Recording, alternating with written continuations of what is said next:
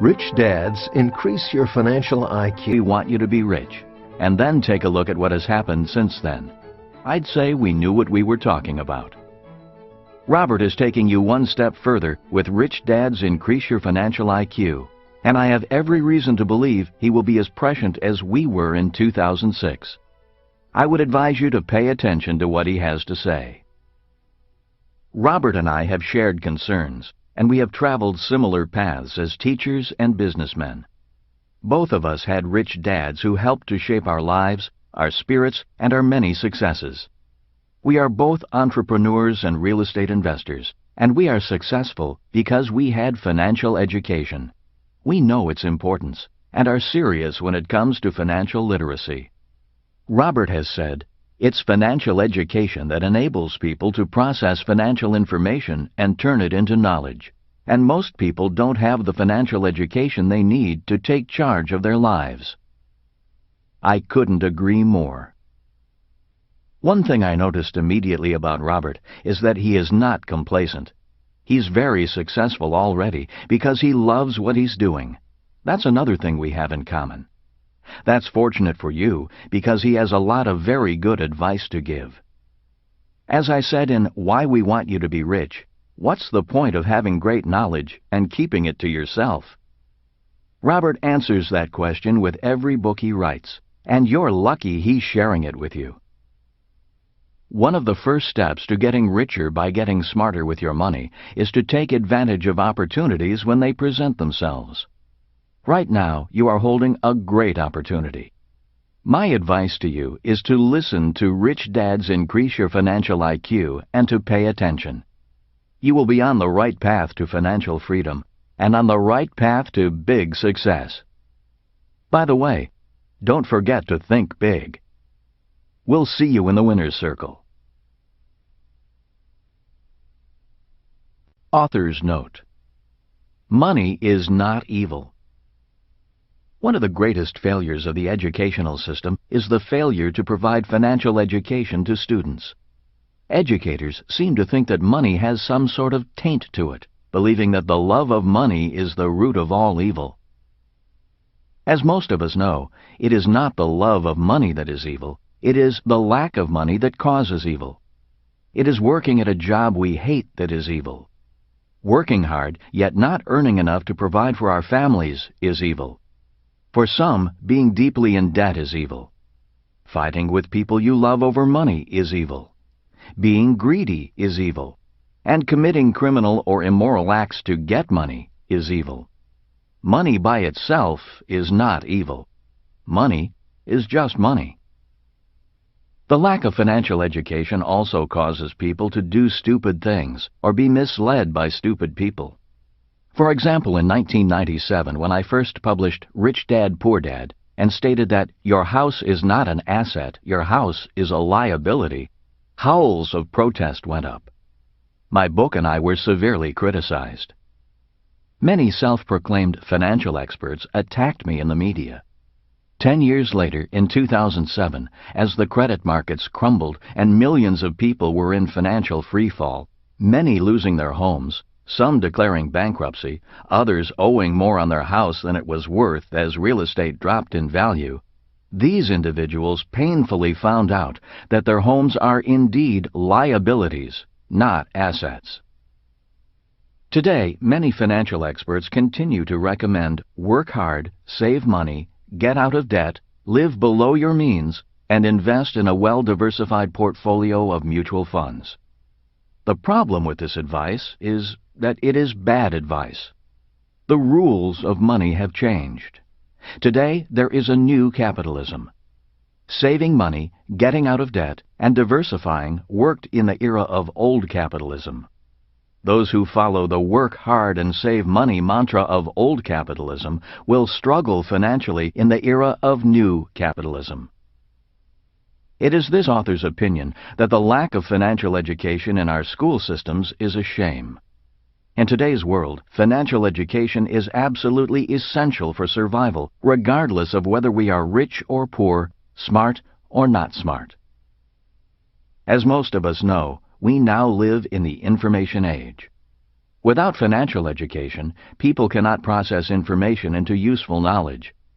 Without financial knowledge, people struggle financially. Without financial knowledge, people do things such as buy a house and think their home is an asset. Or save money, not realizing that since 1971, their money is no longer money, but a currency. Or do not know the difference between good debt and bad debt. Or why the rich earn more, yet pay less in taxes. Or why the richest investor in the world, Warren Buffett, does not diversify.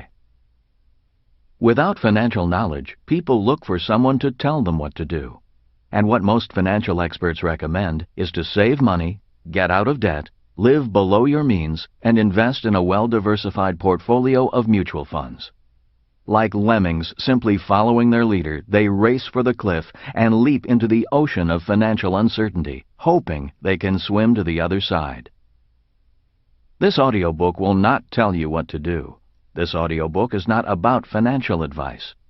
This audiobook is about your becoming financially smarter so you can process your own financial information and find your own path to financial nirvana. In sum, this audiobook is about becoming richer by becoming smarter.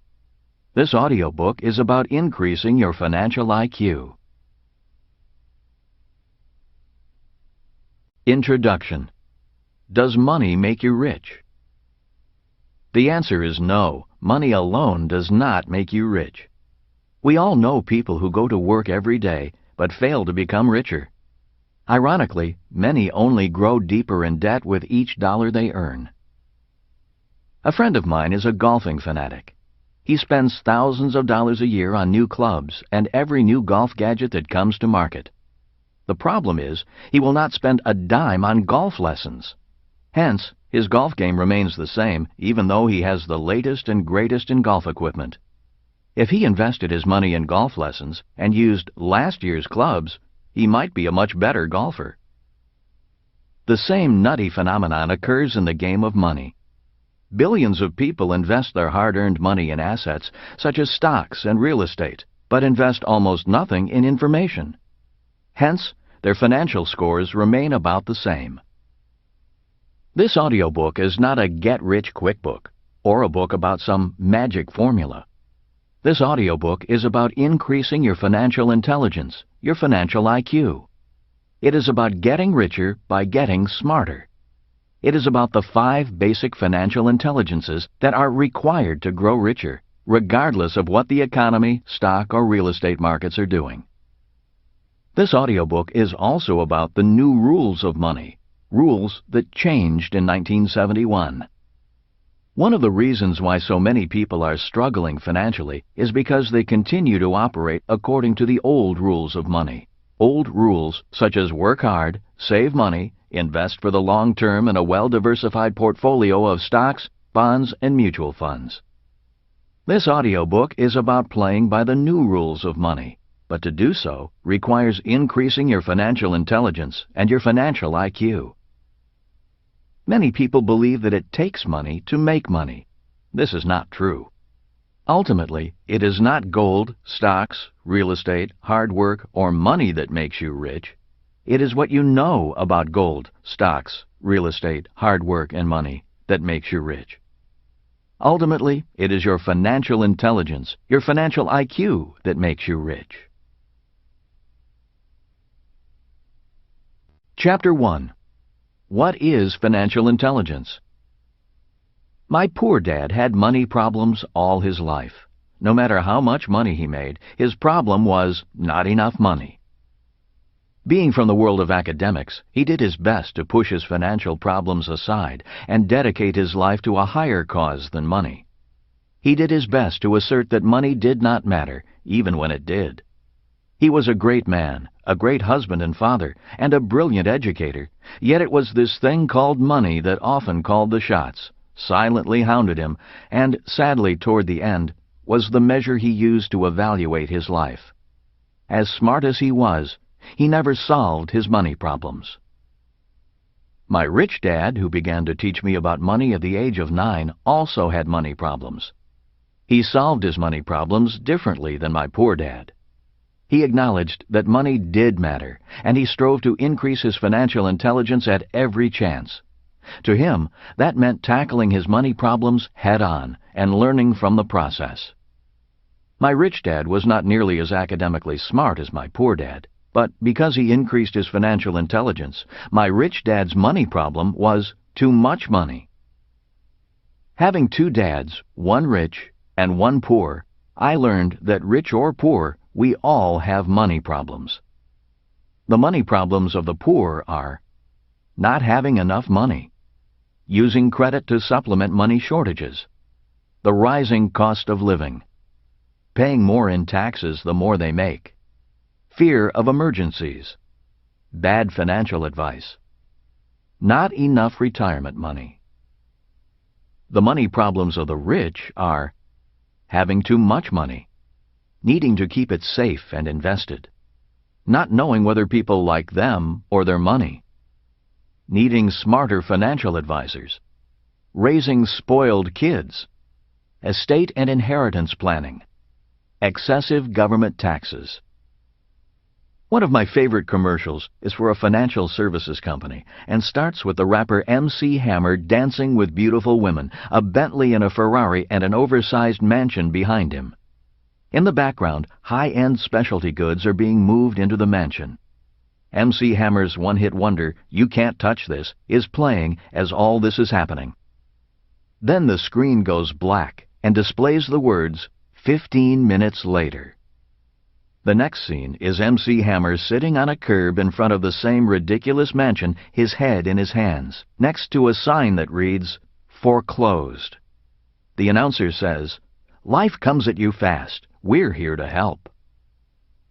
The world is full of MC Hammers. We all have heard of lottery winners who win millions and then are deeply in debt a few years later, or the young professional athlete who lives in a mansion while he is playing and then lives under a bridge once his playing days are over, or the young rock star who is a multi-millionaire in his 20s and looking for a job in his 30s.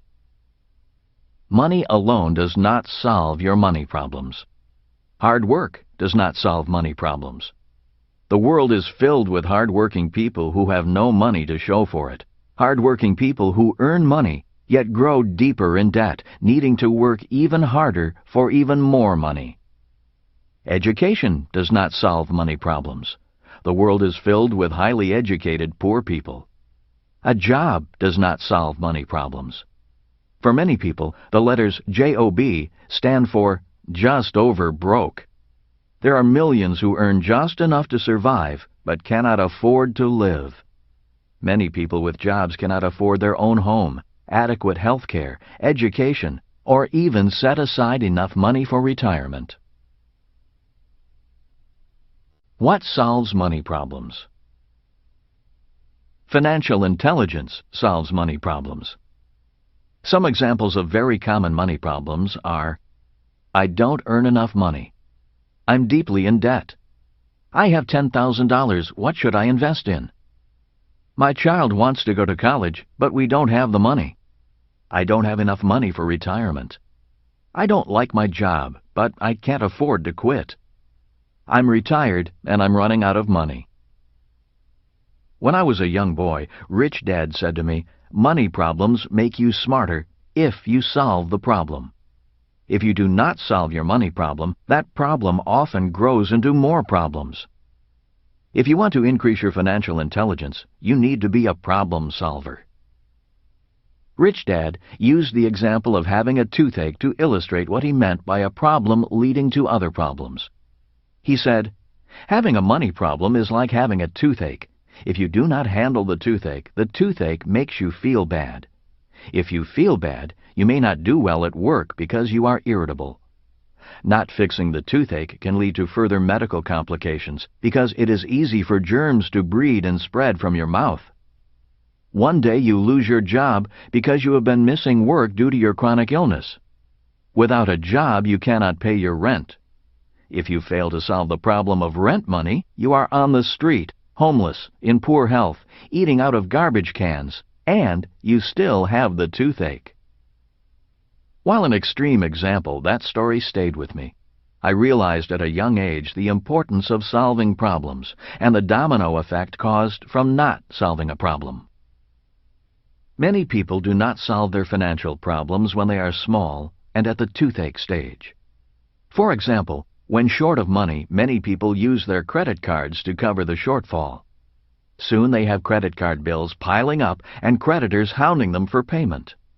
To solve the problem, they take out a home equity loan to pay off their credit cards.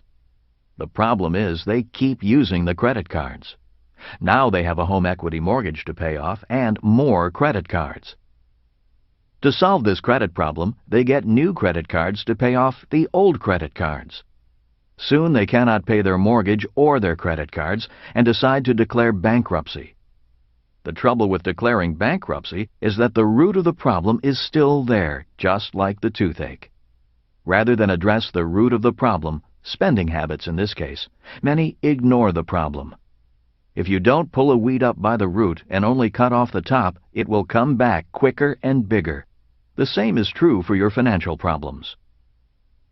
While these examples may seem extreme, they are not uncommon. The point is that financial problems are a problem, but they are a solution as well. If people solve problems, they get smarter. Their financial IQ goes up. Once smarter, they can now solve bigger problems. If they can solve bigger financial problems, they get richer. The cause of poverty. Poverty is caused by a person's being overwhelmed by problems he or she can't solve. Not all causes of poverty are financial problems. They can be problems like drug addiction, marrying the wrong person, living in a crime-ridden neighborhood, not having job skills, not having transportation to get to work, or not affording health care. Some of today's financial problems, such as excessive debt and low wages, are caused by circumstances beyond an individual's ability to solve, problems that have more to do with our government and a smoke and mirrors economy. For example, one of the causes of low wages is high-paying manufacturing jobs moving overseas. Today there are plenty of jobs, but they are in the service sector, not manufacturing. When I was a kid, General Motors was the nation's largest employer. Today, Walmart is the nation's biggest employer. We all know that Walmart isn't known for its high-paying jobs or its generous pensions. 50 years ago, it was possible for a person without much education to do well financially. Even if you had only a high school degree, a young person could get a relatively high-paying job manufacturing cars or steel. Today, it's manufacturing burgers. 50 years ago, the manufacturing companies provided health care and retirement benefits. Today, millions of workers are earning less, while at the same time needing more money to cover their own medical expenses and save enough for retirement. Every day these financial problems are not solved, they grow bigger, and they stem from a larger national problem that is beyond the power of the individual to change or solve. They stem from poor economic policies and cronyism. The rules of money have changed. In 1971, President Nixon took us off the gold standard. This was a poor economic policy that changed the rules of money. It is one of the biggest financial changes in the history of the world, yet few people are aware of this change and its effect on the world economy today. One of the reasons so many people are struggling financially today is because of Nixon's actions. In 1971, the U.S. dollar died because it was no longer money. It became a currency. There is a big difference between money and currency. The word currency comes from the word current, like an electrical or an ocean current. The word means movement. In overly simple terms, a currency needs to keep moving. If it stops moving, it rapidly loses value. If the loss of value is too great, people stop accepting it. If people stop accepting it, the value of the currency plummets to zero. Historically, all currencies eventually go to zero. Throughout history, governments have printed currencies. During the Revolutionary War, the U.S. government printed a currency known as the Continental. It was not long before this currency went to zero. After World War I, the German government printed a currency in hopes of paying its bills. Inflation exploded, and the German middle class had its savings wiped out. In 1933, frustrated and broke, the German people elected Adolf Hitler to power in the hopes he would solve their financial problems. Also in 1933, Franklin Roosevelt created Social Security to solve the money problems of the American people. Although very popular, Social Security and Medicare are about to erupt into massive financial problems. If the U.S. government prints more funny money, that is, currency, to solve these two massive financial problems, the value of the U.S. dollar will die faster, and the financial problem will get bigger. This is not a future problem, it is happening now. According to a recent report by Bloomberg, the U.S. dollar has lost 13.2% of its purchasing power since George W. Bush took office in January 2001. When the rules of money changed in 1971, savers became losers and debtors became winners.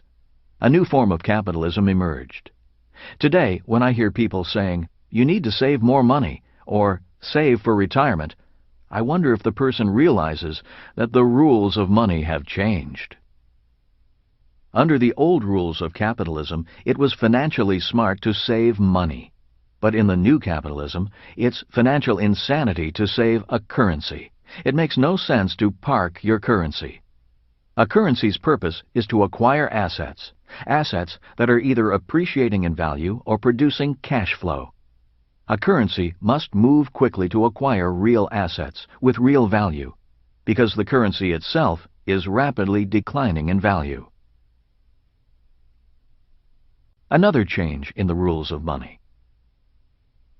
Another change in the rules of money occurred in 1974. Prior to 1974, businesses took care of an employee's retirement. They guaranteed the retiree a paycheck for as long as the retiree lived. As you probably already know, that is not the case any longer. Pension plans that pay an employee for life are called defined benefit or DB pension plans. Today, very few companies offer these plans. They are simply too expensive. After 1974, a new type of pension plan emerged, the defined contribution DC plan. Today, such plans are known as 401ks, IRAs, KIOs, etc. Simply put, a DC plan has no guarantee of a paycheck for life. You only get back what you and your employer contribute, if you and your employer contribute anything. The newspaper USA Today found in a survey that the greatest fear in America today is not terrorism, but the fear of running out of money during retirement. And the fear is valid. The U.S. education system doesn't equip its citizens with the financial knowledge required to successfully invest for retirement. If schools teach anything about money, they teach kids to pick a few mutual funds and pay bills on time. Hardly enough financial education to handle the financial problems we face. Beyond that, most people don't realize that the rules of money have changed, and that if they are savers, they are losers. That the rules of money have changed, that those changes make you poorer, and that they are out of your control may seem unfair, and it is. The key to becoming rich is to recognize that the system is unfair, learn the rules, and use them to your advantage. How the poor handle money problems.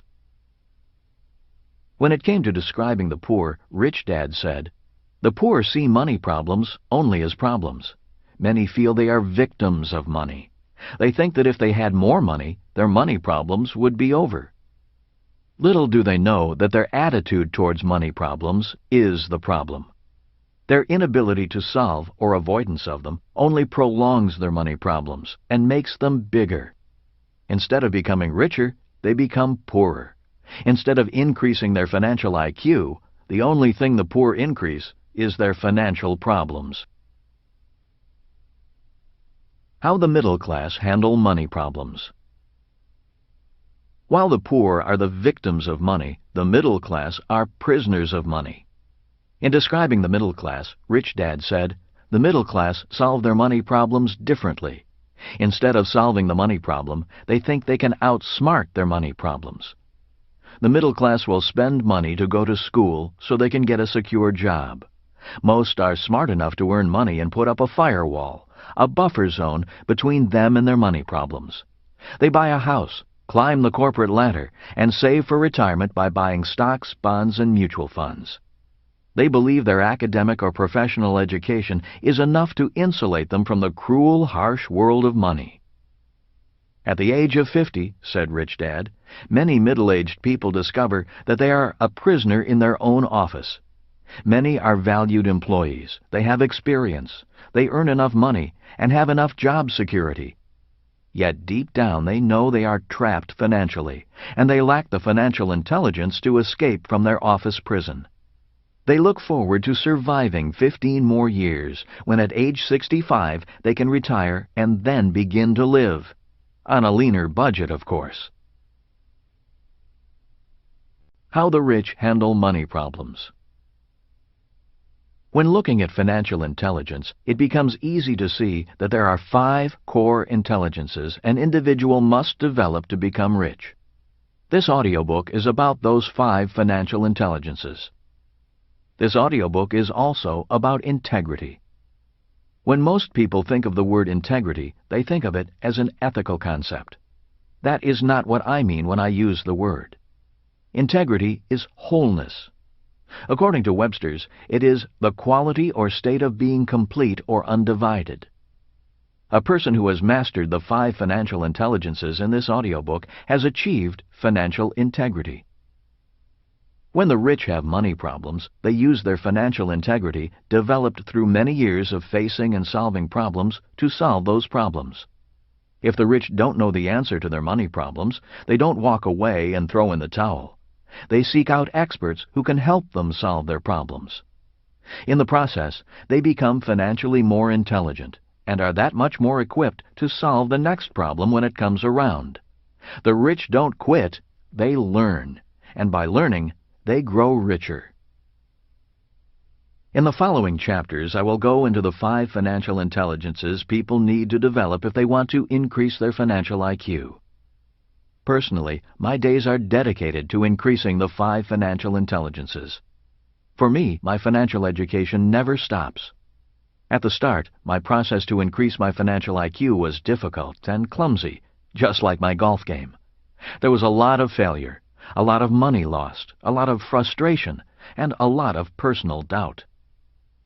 At first, my classmates made more money than me. Today, I make much more money than most of my classmates.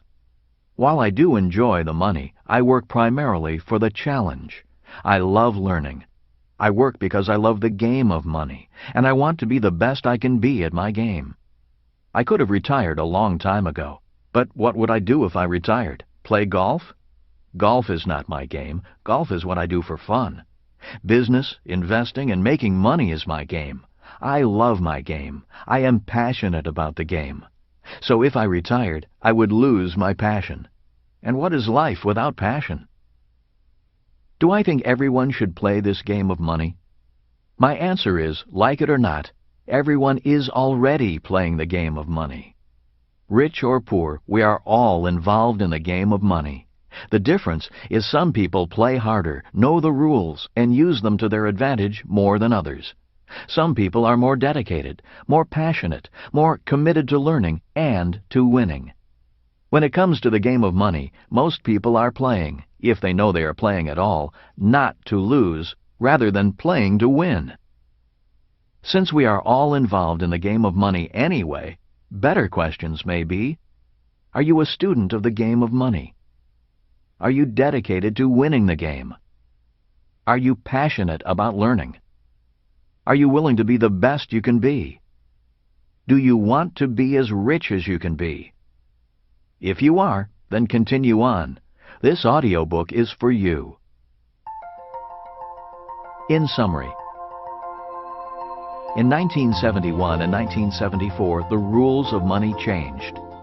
These changes have caused massive financial problems worldwide, requiring greater financial intelligence to solve them. Many people hope the government will solve their financial problems. I do not know how the government can solve your problems when it cannot solve its own money problems. In my lifetime, America went from the richest country in the world to the biggest debtor nation in the world. In my opinion, it is up to individuals to solve their own problems. The good news is that if you solve your own problems, you get smarter and richer. The lesson to be remembered from this chapter is that rich or poor, we all have money problems. The only way to get rich and increase your financial intelligence is to actively solve your money problems. Chapter 2. The 5 Financial IQs. There are 5 basic financial IQs. They are making more money, protecting your money, budgeting your money, leveraging your money, improving your financial information. Financial intelligence versus financial IQ. Most of us know that a person with a mental IQ of 130 is supposedly smarter than a person with an IQ of 95. The same parallels can be drawn with financial IQ. You can be the equivalent of a genius when it comes to academic intelligence, but the equivalent of a moron when it comes to financial intelligence. Often I am asked, what is the difference between financial intelligence and financial IQ?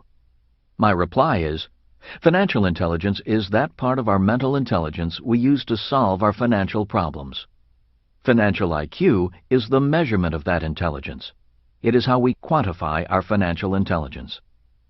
For example, if I earn $100,000 and pay 20% in taxes, I have a higher financial IQ than someone who earns $100,000 and pays 50% in taxes. Financial IQ number 1. Making more money. Most of us have enough financial intelligence to make money. The more money you make, the higher your financial IQ number 1.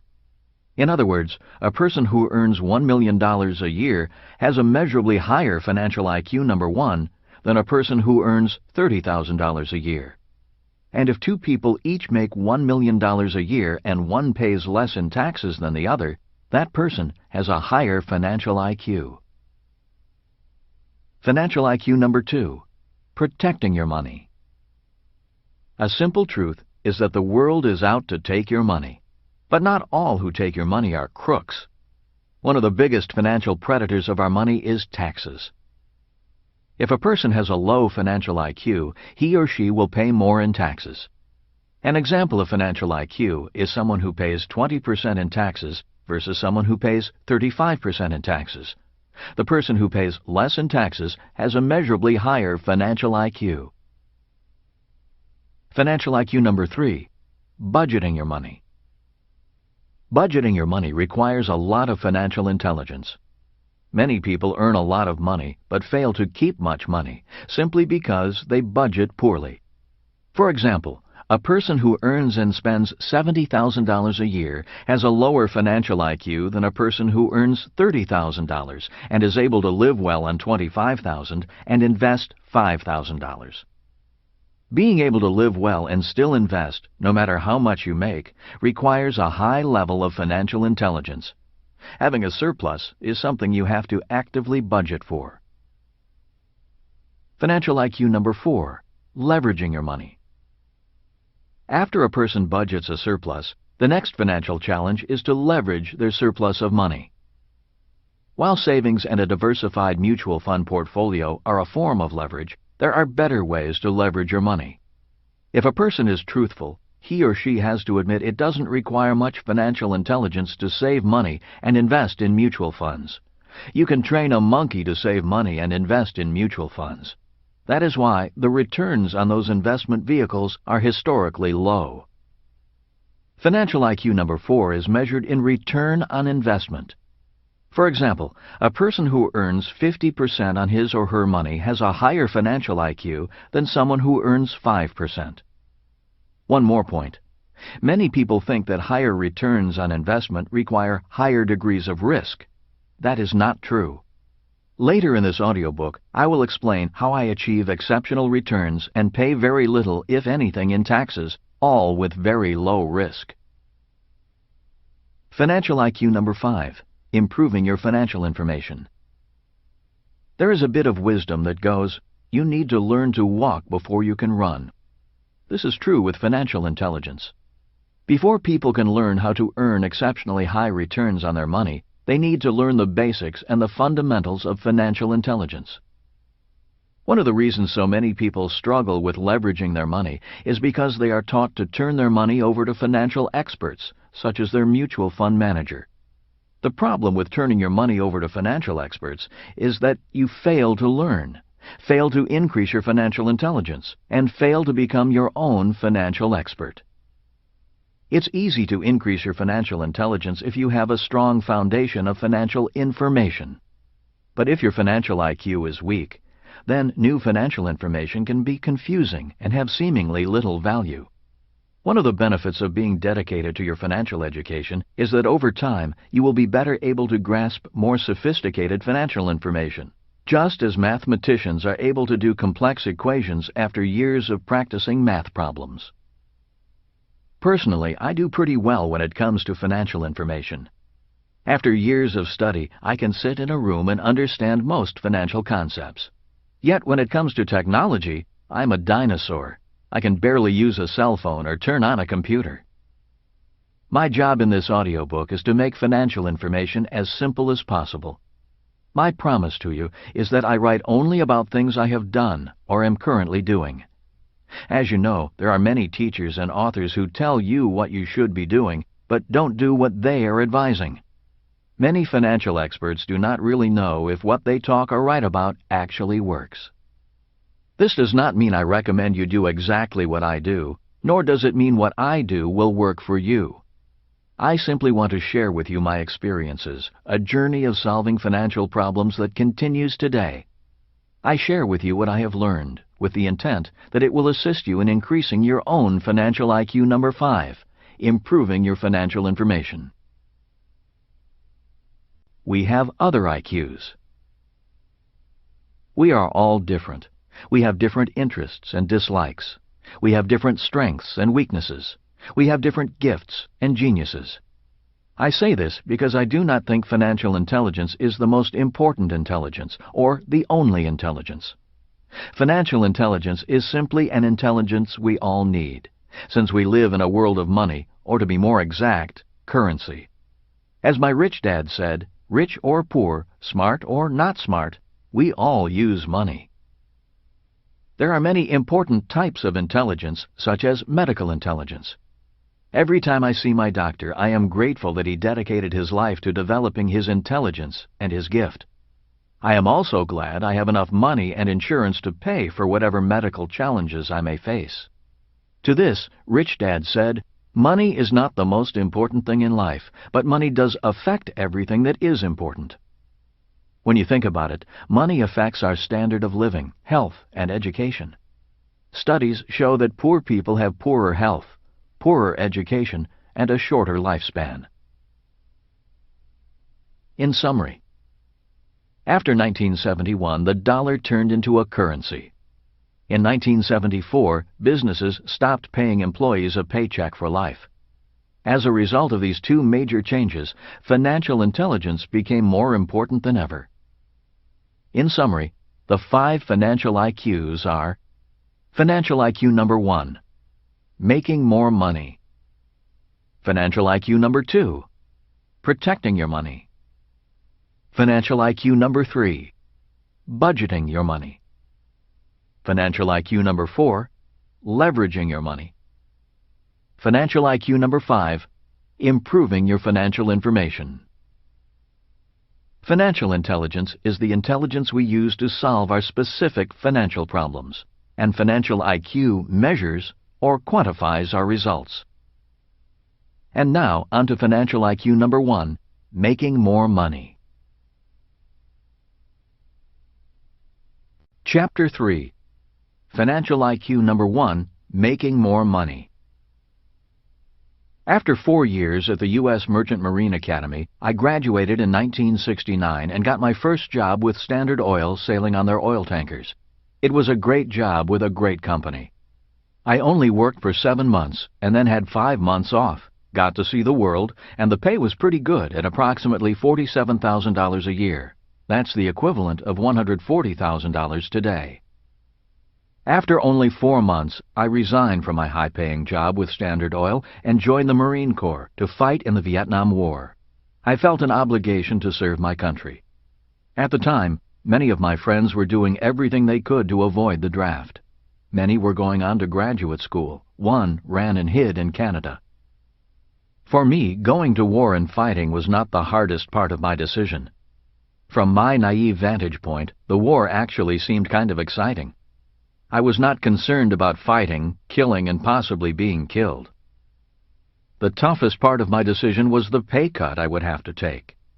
Marine Corps second lieutenants were being paid $2,400 a year. At Standard Oil, I was making that in 2 weeks. 5 years later, with 1 year spent in Vietnam flying helicopters, I was honorably discharged from the Marine Corps. My first and immediate challenge was financial IQ number 1, making more money. I was 27 years old and had 2 great professions to fall back on, one as a ship's officer, the second as a pilot. For a while, I considered returning to Standard Oil and asking for my job back. I liked Standard Oil and I liked San Francisco. I also liked the pay. I would have started at about $60,000 a year, since Standard Oil counted my time in the Marine Corps towards seniority. My second option was to get a job as a pilot with the airlines. Most of my fellow Marine pilots were being offered great jobs with a pretty good starting pay of about $32,000 a year. Although the pay was not as good as Standard Oil, being an airline pilot appealed to me. On top of that, whatever the airlines would pay me had to be better than the $985 a month the Marine Corps was paying me to be a pilot after 5 years of service. Instead of returning to Standard Oil or flying for the airlines, however, I took a job with the Xerox Corporation in downtown Honolulu. My starting pay was $720 a month. Once again, I took a pay cut. My friends and family thought the war had made me crazy. Now you may ask why I would take a job paying only $720 a month in a very expensive city like Honolulu. The answer is found in the theme of this book, Increasing Financial IQ. I took the job with Xerox not for the pay, but to increase my financial intelligence. I decided that the best way for me to earn money was as an entrepreneur. I knew that if I were to become an entrepreneur, I needed sales skills. There was only one problem. I was terribly shy and dreaded rejection. The 4 years I spent working for Xerox, from 1974 to 1978, were very hard. For the first 2 years I was almost fired a number of times because I couldn't sell, but I had a goal to become the top salesman in the Honolulu branch, and I faced my challenges with determination. After the first 2 years, the sales training and the on-the-street experience began to pay off, and I finally reached my goal of becoming number 1 in sales at the Honolulu branch. I had solved the problem of being shy and hating rejection, and had learned to sell.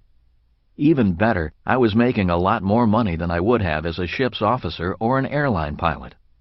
If I had just settled into a job after the war, I would never have overcome my fear of rejection and my shyness, and I would never have reaped the rewards of facing those challenges and conquering them. I learned a valuable lesson from my experience at Xerox. Solving the problem was the path to wealth. Once I reached my goal and became number 1 in sales, I resigned to take on my next challenge, building a business. In my previous book, Before You Quit Your Job, I wrote about the process of building my first major business, a business that brought to market the first nylon and Velcro surfer wallets. In that book, I wrote about the 8 components that make up any business, and about how not having all 8 of those business components is the reason why so many businesses fail and remain unprofitable. I believe it's a very important book for anyone who wants to be an entrepreneur and start their own business. In the book, I wrote about how my business went to extreme success in about a year, making me a millionaire, and then failed suddenly. I described the feelings of depression and loss, and a strong desire to run away and hide after the business collapsed. I was deeply in debt and facing the biggest financial problem of my life up to that point.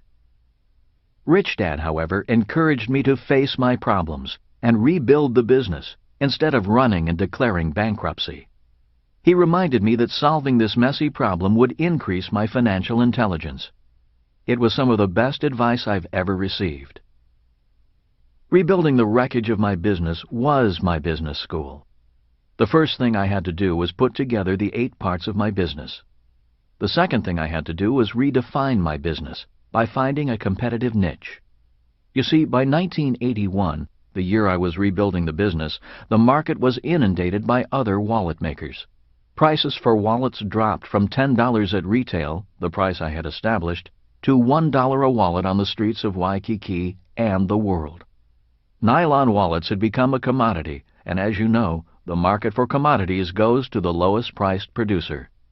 In order to compete as a commodity, I needed a market niche. I needed to become a brand. That opportunity came in the form of rock and roll.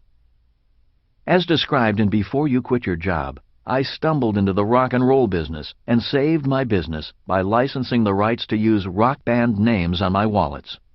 Soon, I was producing wallets for Van Halen, Judas Priest, Duran Duran, Iron Maiden, and others. Because I was a legally licensed product, I got my retail price back up to $10 a wallet. Although I now had to pay a royalty to the bands, being a legally licensed rock and roll product opened doors to retailers across America and throughout the world. My business boomed, and money came pouring back in. As I've said, the way to increase one's financial intelligence is by solving the problem in front of you. By 1981, I had solved the problem of rebuilding my business.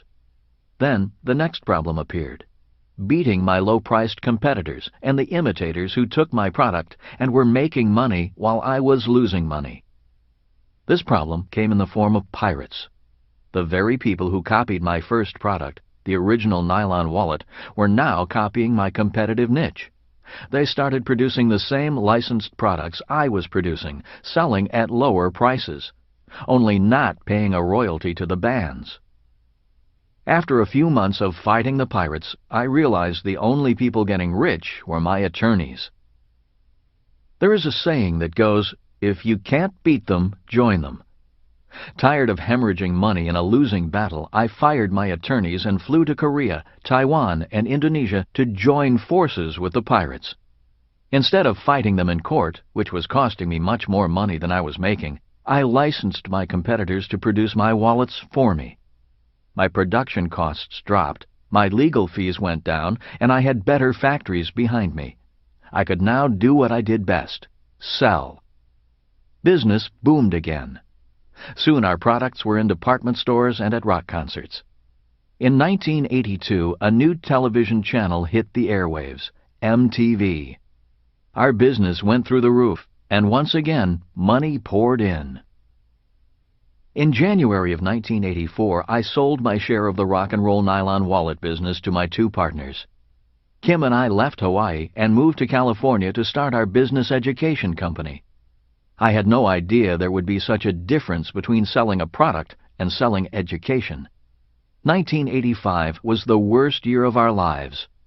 Our savings ran out, and soon the problem of not enough money was a major one. I'd been broke before, but Kim hadn't. That she stayed with me is a testament to her character, not my good looks.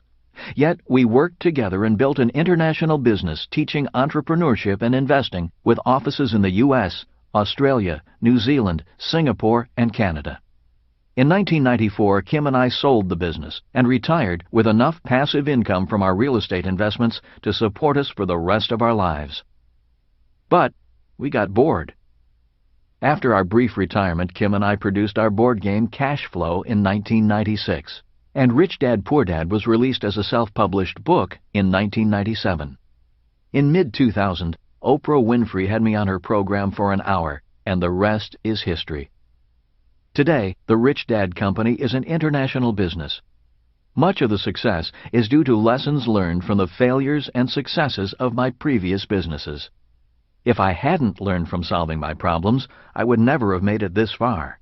If I had thrown in the towel and let circumstances overwhelm me, you wouldn't be listening to this audiobook right now.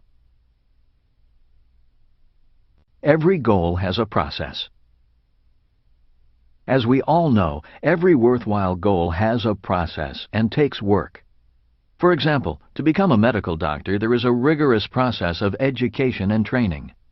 Many people dream of becoming a doctor, but the process gets in their way. One of the reasons people lack financial IQ number 1, making more money, is because they want the money, but not the process. What many people do not realize is that it's the process that makes them rich, not the money. One of the reasons lottery winners or kids who inherit family wealth are soon broke is because they received the money, but did not have to go through the process. Many other people fail to become rich because they value a steady paycheck more than the learning process of becoming financially smarter and richer. They are held back by the fear of being poor. It is this very fear that keeps them from taking the chances and solving the problems required to become rich. At this point, it's important to point out that financial intelligence is also emotional intelligence. Warren Buffett, the world's richest investor, says, "If you cannot control your emotions, you cannot control your money." The same is true for your process. One of the toughest parts of my process was not quitting when I was depressed, not losing my temper when I was frustrated, and to continue to study when I wanted to run. Another reason many people fail in their process is they cannot live without instant gratification. The main reason I mentioned the low pay I received at the start of my life was to illustrate the importance of delayed gratification. Many will sacrifice a richer tomorrow for a few bucks today. I did not make much money in my 20s and 30s, but I make millions today. One of the reasons people do not increase financial IQ number 1 and increase their income is because they stick with what they know. Instead of taking on a new challenge and learning, they play it safe. Now, this doesn't mean you should do stupid and risky things. There are many things we could do but choose not to. My point is that I chose my next challenge carefully, not haphazardly. I asked myself, what will my life be like if I take on this challenge and succeed? It's the same question I ask you to ask yourself. Helen Keller, the subject of the great movie The Miracle Worker, once said, "Life is a daring adventure, or nothing." I agree. In my opinion, one way to increase your financial intelligence number 1 is to look at life as a learning adventure.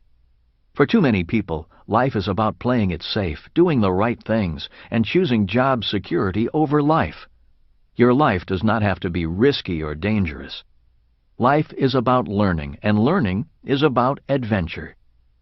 That is why I didn't go back to sailing ships or flying planes, even though I loved both professions.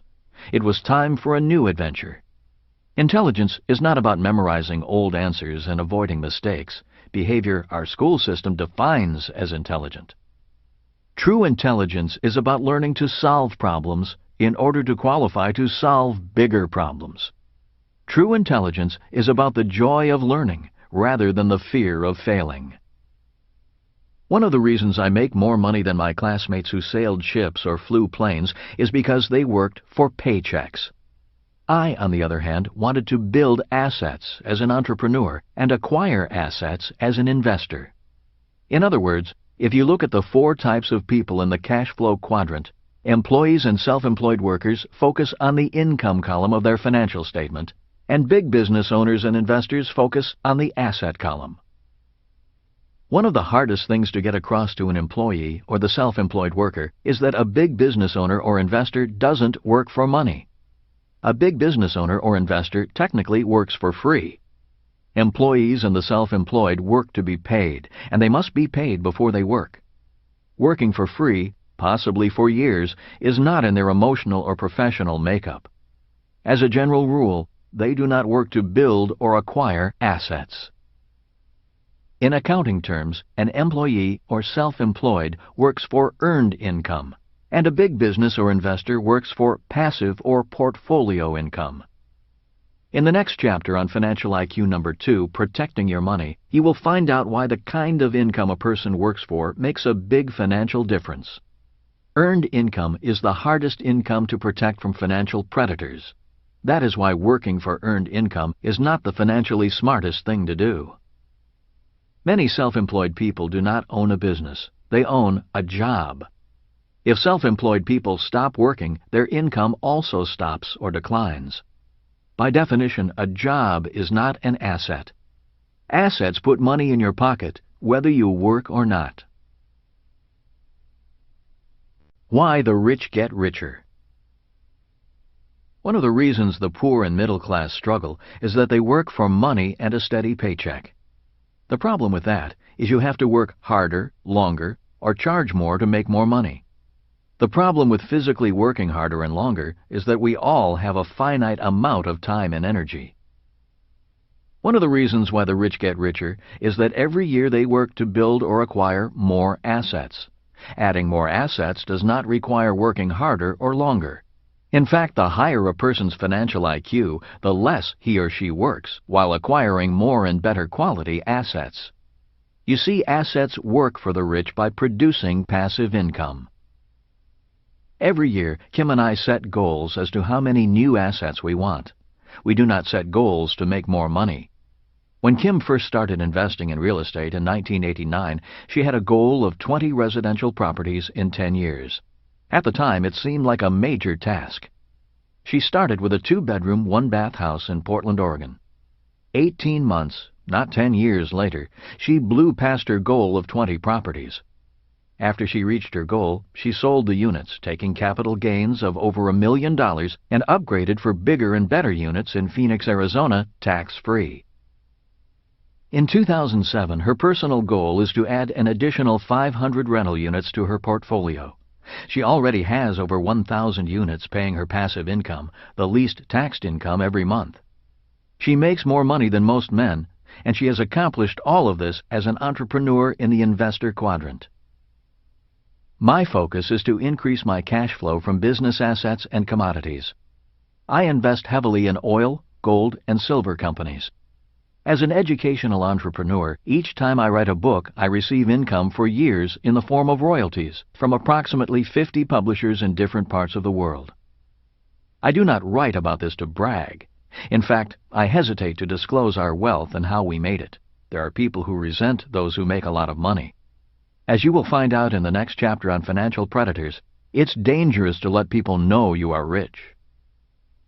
One big reason why I risk disclosing what we do and make is because Kim and I are committed to your financial education and increasing your financial IQ. A massive problem with financial education is that most of the people selling or sharing financial education come from the employee and self-employed quadrants.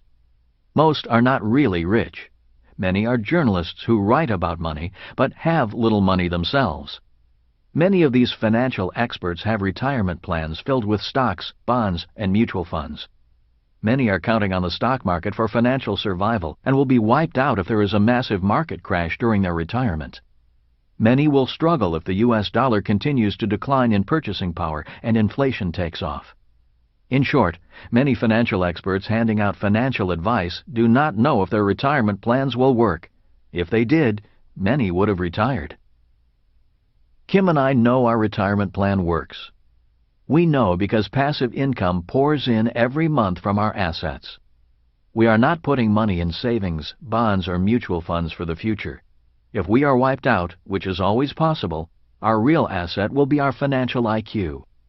We can rebuild again because we focused more on learning rather than earning. We learned to manage our own money rather than turn our money over to a so-called financial expert. People will pay money for you to solve their problems. For example, I will pay money to my doctor to keep me healthy. I pay money to my housekeeper to keep my house tidy. I pay the person who runs a local restaurant for providing great food and a great dining experience. I put money in the offering plate at church to support my spiritual guidance and education. Kim makes a lot of money because she solves a big problem, the problem of quality housing at an affordable price. The more she works to solve that problem, the more money she makes. I work hard to solve the problem of the need for financial education. Simply put, there are trillions of ways to make more money because there are trillions, if not infinite, problems to solve. The question is, which problems do you want to solve? The more problems you solve, the richer you will become. A true capitalist is simply someone who recognizes a problem and Chapter 4. Financial IQ number 2, Protecting Your Money. Protecting your money from financial predators is important. As most of us know, the world is filled with people waiting for the opportunity to help themselves to your money.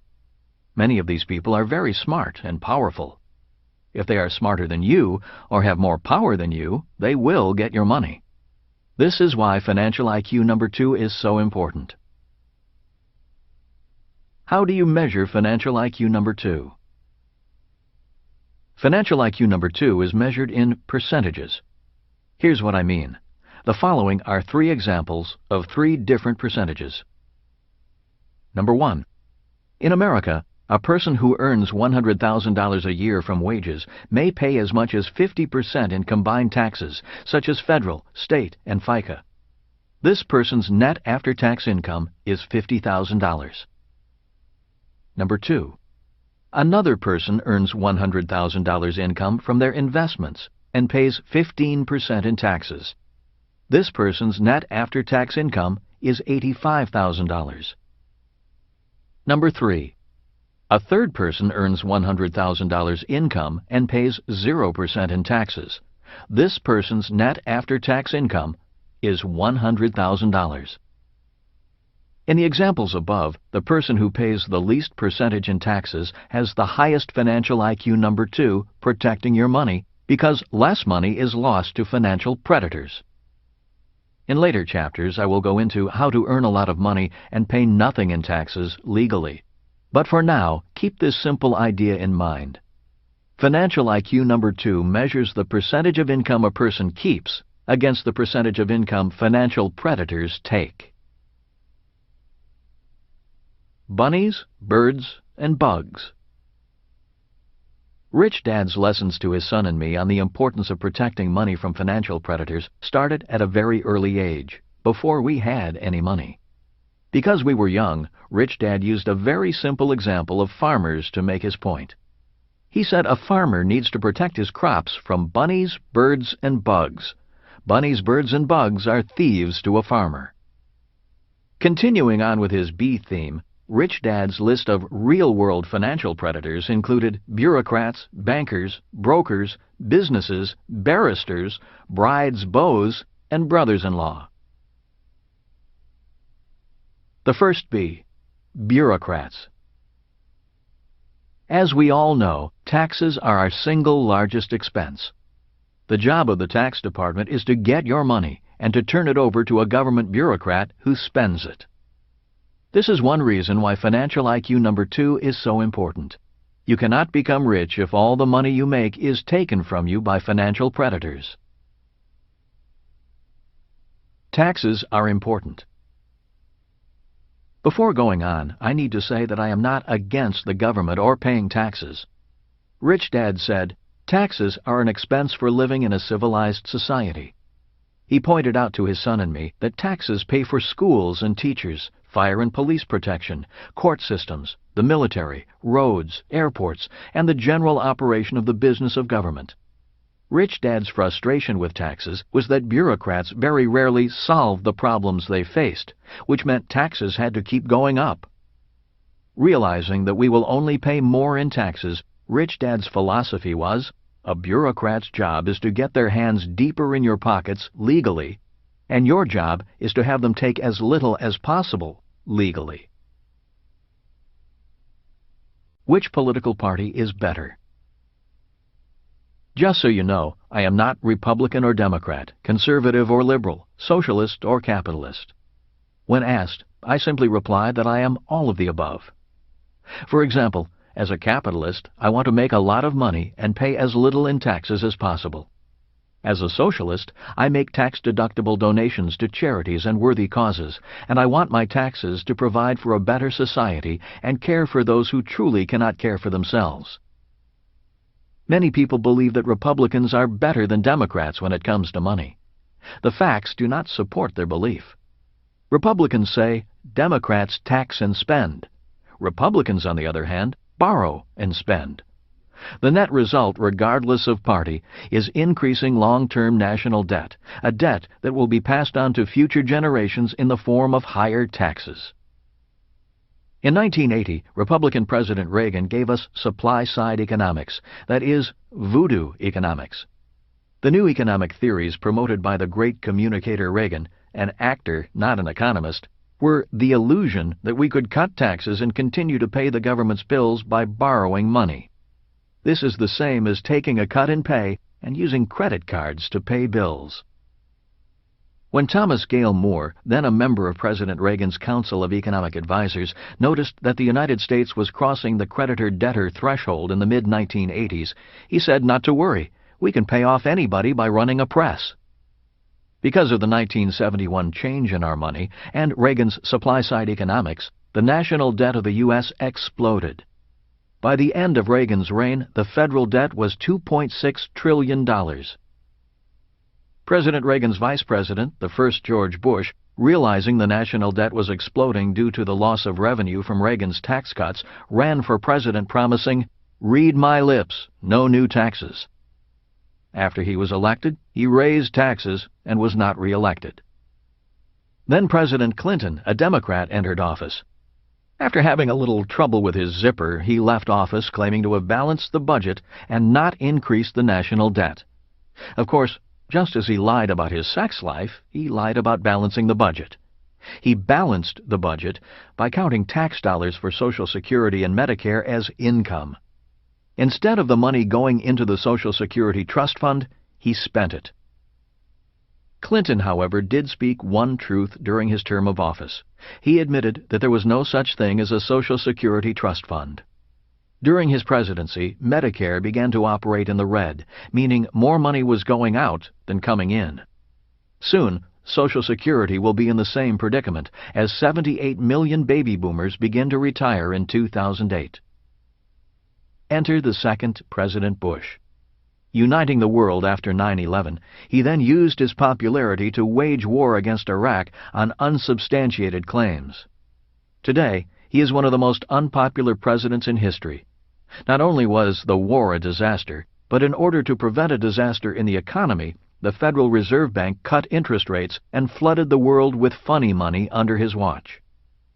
After just 5 years in office, President Bush has borrowed more money than all U.S. presidents in history combined. The current subprime crisis is the fruit of his economic policies. All of this is to say, it doesn't matter which party is elected into office. If it's Democrats, they will probably tax and spend. If it's Republicans, they will probably borrow and spend. The net result is the same: greater debt, bigger financial problems, and higher taxes. All funded by taking as much of your money as possible. The second B, bankers. Banks were created to protect your money from bandits. But what if you found out your banker was a bandit? What if you found out that the very people you entrusted with your money were siphoning off more money than you knew about, and doing it legally? While he was New York Attorney General, New York Governor Eliot Spitzer investigated a number of investment banking firms and large mutual fund companies, finding them guilty of several illegal practices. The very people the public entrusted with its money were skimming a little more money than they should have been. The guilty companies were fined a trifling amount compared to the dollar amounts they took. While the paltry size of the fines is disturbing, what is even more disturbing is that these bankers are still in business today. The problem is that Eliot Spitzer's investigation was limited to investment banking firms in New York City. The problem of bankers taking money from innocent customers is a worldwide one. As more businesses stop caring for workers for life, more workers are forced to save for their own retirement. Workers do not have the money to hire professional financial services like businesses do. This is causing the pool of financially naive money to grow like a hot air balloon, making bankers and people who sell financial services to workers grow richer and richer. Today, workers' retirement funds are fueling a global economic boom. Retirement funds are an ocean of money, unprecedented in world history, guarded by bankers, not you. The third B, brokers. Broker is another word for salesperson. In the world of money, there are brokers for stocks, bonds, real estate, mortgages, insurance, businesses, etc. One of the problems today is that most people are getting their financial advice from salespeople, not rich people. If you meet a rich broker, you need to ask if the broker got rich from his or her sales ability or financial ability. As you know, there are good brokers and bad brokers. Simply put, good brokers make you richer, and bad brokers make excuses. The following is an abbreviated list of things that helped us find and keep good brokers. We look for brokers who were also students of their profession. We want to know if they invest in what they sell. After all, why should you invest in what they're selling if the broker doesn't have the confidence to invest in the same stocks? We wanted a relationship, not a transaction. Many brokers only want to sell. The fourth B, businesses. All businesses have something to sell. If they do not sell, they are out of business. I often ask, is this business's product or service making me richer or poorer? One of the reasons so many struggle financially is they buy products that make them poorer, and then make themselves even poorer by paying for that product for years with high-interest credit cards. If you want to be rich, become a customer of businesses that are dedicated to making you richer. For example, I am a long-term customer of a number of investment newsletters and financial magazines. I am also a customer of businesses that sell educational products and seminars. In other words, I am a good customer to some of my competitors. I like spending money on products or services that make me richer. The fifth B, brides and beaux. We all know that some people marry for money. Both men and women marry for money rather than love. Like it or not, money plays an important role in any marriage. Rich Dad called people who marry for money love predators. The more money you have, the more they love you. In his much-publicized divorce, Paul McCartney may have to give up 50% of his estimated $1 billion estate. That is a lot of money. This shows that McCartney has earned a lot of money as a musical genius, but his lack of financial IQ number 2 is costing him a lot of money that a little premarital planning might have saved him. The sixth B, brothers-in-law. Death is the final exit. It is another time when predators appear, or I should say, vultures. If you are rich, not having a financial IQ can be expensive for your loved ones. Your brother-in-law's grandchildren, children you've never met, suddenly become family and come to cry at your funeral. If you have a high financial IQ, the percentage of your money these grieving relatives receive will be controlled by you even after you have moved on. Those with a high financial IQ have wills, trusts, and other legal means of protecting their wealth and final wishes from death predators. The seventh B, barristers. You may remember the person who sued McDonald's claiming the coffee was too hot. That is an example of a financial predator using the court system to get your money. Millions of people are waiting for any excuse to use a lawsuit to get rich. This is why the seventh B is for barristers or lawyers. There are lawyers whose sole purpose in life is to take you to court and take your money. Knowing these predators are lurking, there are 3 things a financially intelligent person must do.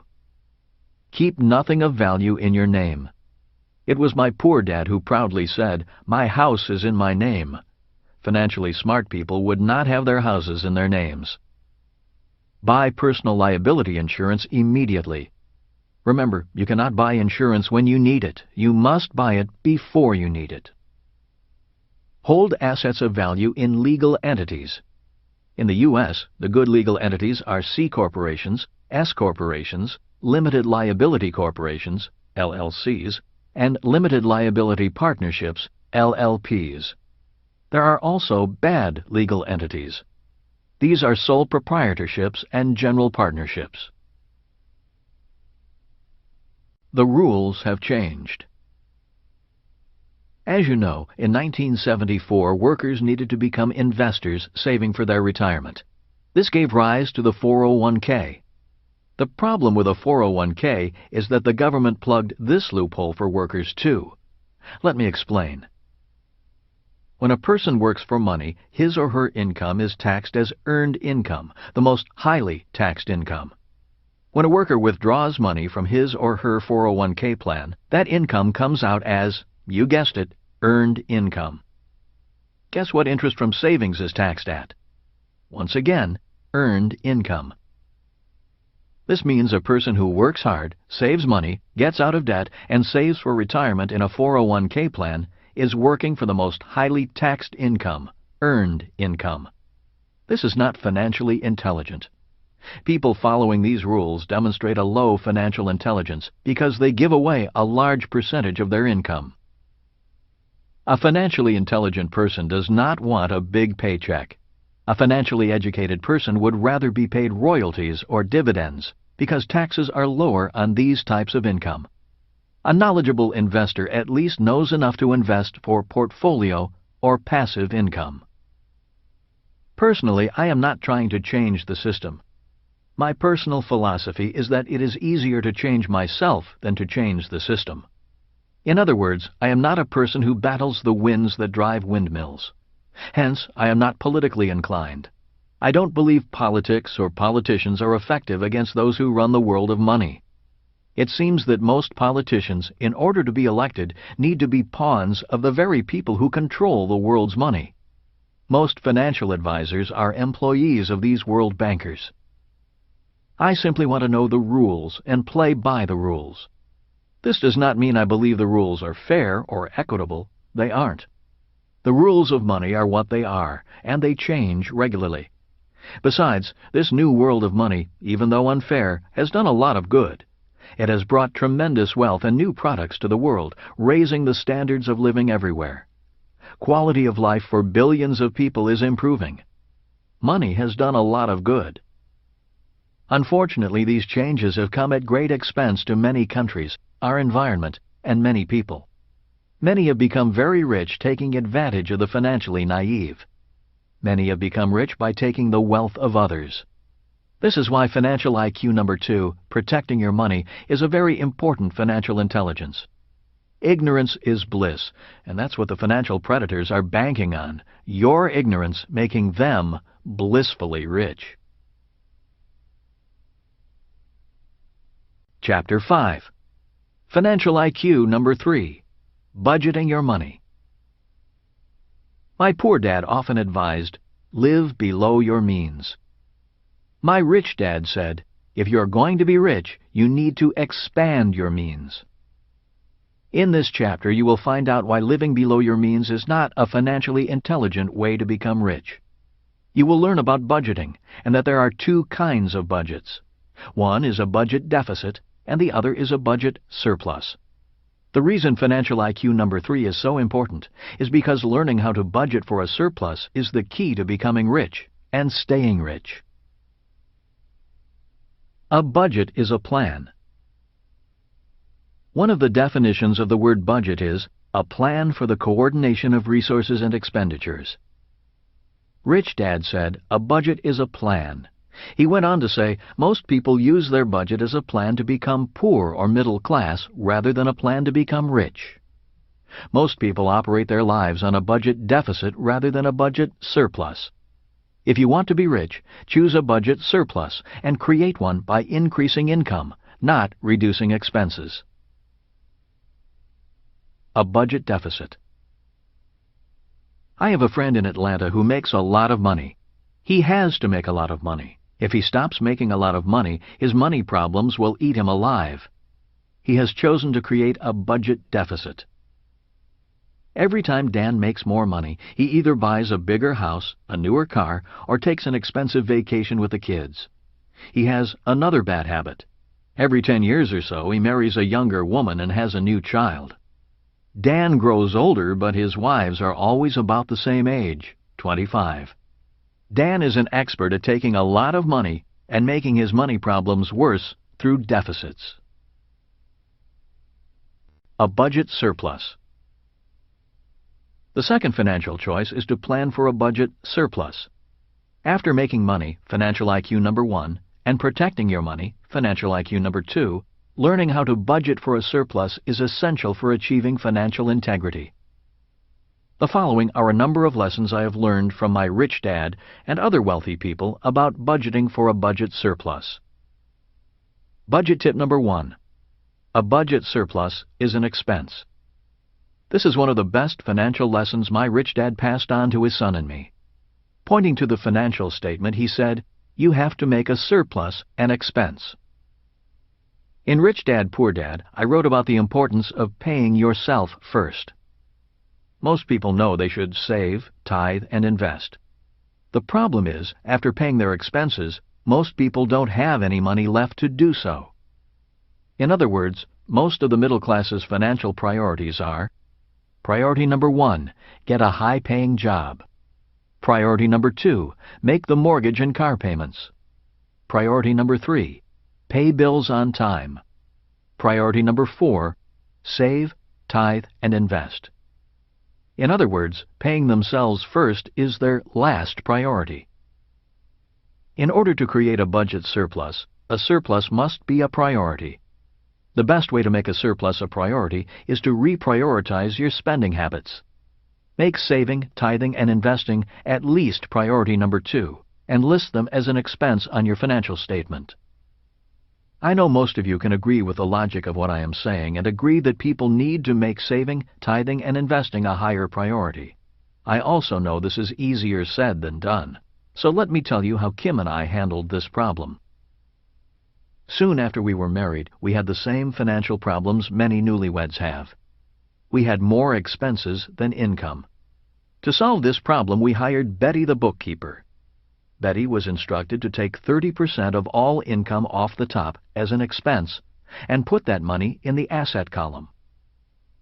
Using simple numbers as an example, if we had $1,000 in income and $1,500 in expenses, Betty was to take 30% of the $1,000 and put that money in the asset column. With the remaining $700, she was to pay the $1,500 in expenses. Betty nearly died. She thought we were nuts. She said, "You can't do that. You have bills to pay." She almost quit. You see, Betty was a great bookkeeper, but she budgeted like a poor person. She paid everyone else first and herself last. Since there was rarely anything left over, she paid herself nothing. Her creditors, the government, and bankers were all more important than Betty. Betty argued and fought. All of her training told her to pay everyone else first. The thought of not paying her bills or taxes made her weak in the knees. I finally got her to understand she was doing us a favor. She was helping us out. I explained to her that she was helping us solve a very big problem, the problem of not having enough money. And as you know, solving problems make us smarter. When she understood she was actually creating income through expense, she was willing to go along with our plan to create a budget surplus. For every dollar of income, Betty would take 30 cents and put it in savings, tithing, and investing. With the 70 cents from every dollar left, she was to pay taxes, liabilities such as our mortgage and car payments, and then our bills such as electricity, water, food, etc. Needless to say, for a long time we came up short every month. There were some months Kim and I came up as much as $4,000 short. We could have paid the $4,000 from our assets, but that was our money. The asset column belonged to us. Instead of panicking, Betty was instructed to sit down with us and let us know how short we were each month. After taking a deep breath, Kim and I would then say, "It's time to get back to financial IQ number 1, making more money." With that, Kim and I would hustle around doing whatever we could to make more money. Kim, with her marketing background, often called businesses and offered to consult with them on their marketing plans. She also took modeling jobs and sold a line of clothes. I offered to teach investment or sales and marketing classes. For a few months, I trained sales teams at a local real estate company. I even made money by helping a family move and by clearing some land for another family. In other words, we swallowed our pride and did whatever it took to make the extra money. Somehow we always made it, and somehow Betty stuck with us and assisted us with our problem, solution, and process, even though she worried more about us than we did. Unfortunately, Betty could help us, but was unwilling to help herself. Last we heard, she retired and moved in with her single daughter. They share expenses, using Betty's payments from Social Security to pay them. They do not have a budget surplus. In 1989, Kim purchased her first rental property. She put down $5,000 and made $25 in positive cash flow per month. Today, Kim controls a multi-million-dollar portfolio and over 1,000 rental units. If we had not made investing an expense and paid ourselves first, we might still be paying everyone else first. God is our partner. As far as tithing goes, we continue to donate a large percentage to charitable organizations. It's important to give. As my very religious friend says, God does not need to receive, but humans need to give. Also, the reason we give is because tithing is our way of paying our partner, God. God is the best business partner I've ever had. He asks for 10% and lets me keep the other 90%. You know what happens if you stop paying your partners? They stop working with you. That is why we tithe. Budget tip number 2. The expense column is the crystal ball. If you ever want to predict a person's future, just look at the person's discretionary monthly expenses. Rich Dad said, "You can tell a person's future by looking at what they spend their time and money on." He also said, time and money are very important assets. Spend them wisely. Budget tip number 3. My assets pay for my liabilities. My poor dad believed in buying cheap. He thought being frugal was smart budgeting. We lived in an average house in an average neighborhood. My rich dad loved luxury. He lived in an affluent neighborhood and lived an abundant lifestyle. He did not like being cheap, although he was still careful with his money. If my poor dad wanted a luxury item, he simply denied himself the luxury of owning. He said, "We can't afford it." If my rich dad wanted a luxury item, he simply said, "How can I afford it?" And the way he afforded it was to create an asset in the asset column, an asset that paid for the liability. In other words, he acquired assets by paying himself first. With the cash flow from the assets, he then purchased his luxury liabilities. If he wanted big luxuries, he first created big assets. What many people do is buy big luxuries first and never have enough money to purchase assets. Again, it's a matter of priorities. The Bentley account. 2 years ago, I wanted a new car, a Bentley convertible. The price? $200,000. I had the money in my asset column. I could have purchased the car for cash. The problem with buying a $200,000 Bentley with cash is that the car is worth only $125,000 the moment I drive it off the lot. That is not a smart use of my cash. Instead of spending my cash, I called my stockbroker Tom and authorized him to convert some of my gold and silver shares into $200,000 cash. His job was to take the $200,000 and turn it into $450,000. The project was named the Bentley account. It took Tom about 8 months, but he finally called and said, "You can buy your Bentley." I then wrote a check and paid for the Bentley with the cash that had been created by my assets. The reason I needed the account traded up to $450,000 is because the extra $50,000 was to offset the taxes on the capital gains and the commission that Tom made. At the end of the day, I had my Bentley, and I still had the original $200,000. If I had just paid cash for the Bentley without trading the account, I would have lost my $200,000 in cash assets, and I would have lost an additional $75,000 due to the instant depreciation when I drove the car off the lot. In the chapter on Financial IQ number 2, Protecting Your Money, I wrote about how good brokers can make you rich and bad brokers make excuses. The Bentley account is an example of a good broker making me rich and happy, allowing me to afford the luxuries of life. So keep looking for a good broker if you don't already have one. At this point, it might be beneficial to remind you what an asset and a liability are. In my book, Rich Dad, Poor Dad, I define them simply as this. An asset is something that puts money in your pocket. A liability is something that takes money out of your pocket. There's nothing wrong with enjoying liabilities as long as you continue to pay yourself first and purchase them through the income generated by your assets. In the previous example, I used my assets to purchase my liability, and at the end of the day, I still had my asset and my Bentley. Budget tip number 4, spend to get rich. When the going gets tough, most people cut back rather than spend. This is one reason why so many people fail to acquire and maintain wealth. For example, in the world of business, when a company's sales begin to drop, one of the first things the accountants do is cut back on spending. And one of the first things they cut back on is spending on advertising and promotion. With less advertising and promotion, sales drop, and the problem gets worse. One sign of high financial intelligence is knowing when to spend and when to cut back. When Kim and I realized we were in trouble, instead of allowing our bookkeeper Betty to cut back and pay bills first, we went into full-scale sales, marketing, and promotion. We spent time, money, and energy increasing our income. The lesson my rich dad taught me about financial intelligence is really about being resourceful. He taught his son and me to be resourceful and turn problems into opportunities. He said, "When I was a kid, I was poor. I am rich today because I saw being poor as an opportunity, a very important resource God gave me to use to become rich."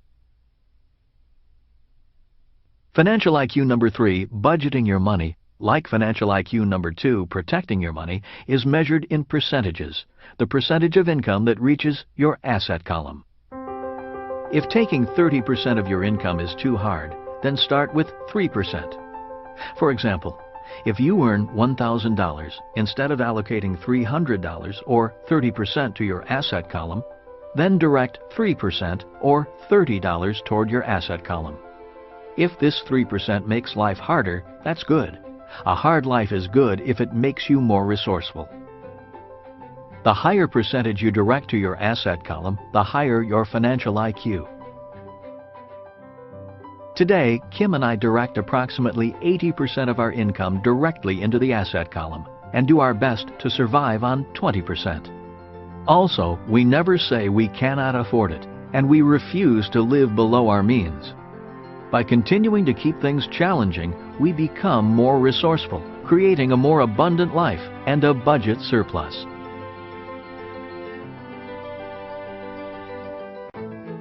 Chapter 6. Financial IQ number 4, leveraging your money. On August 9, 2007, the stock market plunged nearly 400 points. The Federal Reserve and central banks around the world began injecting billions in cash into the economy to make sure the panic did not spread.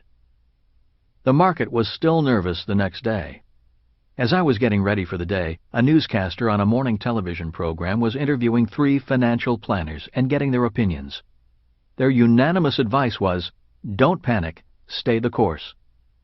When asked for further advice, all 3 said, save money, get out of debt, and invest for the long term in a well-diversified portfolio of mutual funds. As I finished shaving, I wondered if these financial experts had all gone to the same school for parrots. Finally, one advisor took a moment to say something different. She began by condemning the real estate market for causing the mess in the stock market, blaming greedy investors, unscrupulous real estate agents, and predatory mortgage lenders for causing the subprime mortgage mess, which led to the crash in the stock market. This advisor said, I told my clients that real estate was risky, and my advice has not changed. Real estate is a risky investment, and investors should invest for the long term in blue-chip stocks and mutual funds. As the financial planner on television was ending her attack on real estate, my wife Kim walked into the room and said, Remember, we have a closing today on the 300-unit apartment house. Nodding my head, I said, I'll be there. As I finished dressing, I thought, it's funny the financial advisor's saying that investing in real estate is risky. The real estate markets are crashing at the same time Kim and I are buying a $17 million apartment house in Tulsa, Oklahoma, and we are excited about it. Are we on the same planet? So what is the difference between the financial planner who was negative on real estate and why was I excited about buying more property? The answers to that question are found in this chapter through 2 financial concepts, control and leverage. The new capitalism puts millions of workers' money into investments that allow them very little control or leverage. Because I have control over my investments, I am not as affected by market crashes. Because I have control, I am confident about using a lot more leverage. So what is leverage? In very simple terms, the definition of leverage is doing more with less. A person who puts money in the bank, for example, has no leverage. It's the person's money. $1 in savings has a leverage factor of 1 to 1. The saver puts up all the money. For my investment in the 300-unit apartment house, my banker put up 80% of the $17 million real estate investment. By using my banker's money, my leverage is 1 to 4. For every dollar I invest in the deal, the bank lends me $4. So why did the financial planner on TV say that real estate was such a risky investment? Once again, the answer is control. If an investor lacks the financial intelligence to control the investment, the use of leverage is very risky. Since most financial planners put people into investments where they have no control, they should not use leverage. Using leverage to invest in something you do not control would be like buying a car without a steering wheel and then stomping on the gas pedal.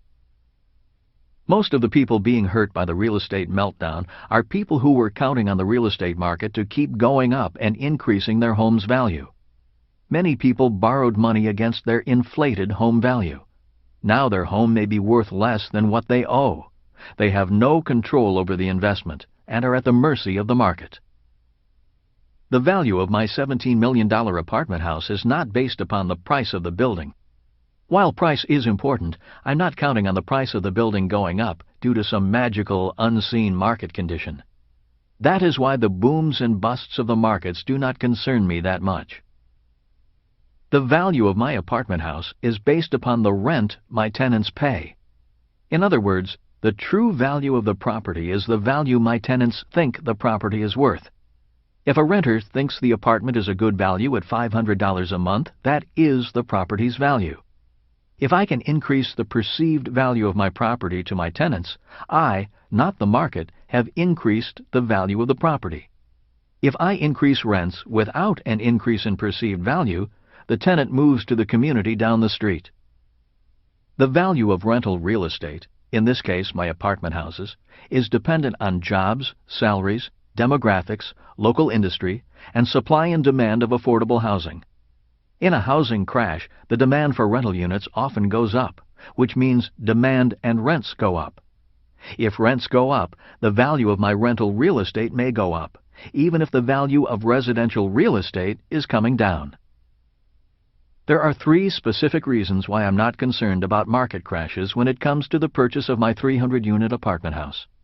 One reason is because Tulsa, Oklahoma is an oil boomtown. High-paying jobs are plentiful.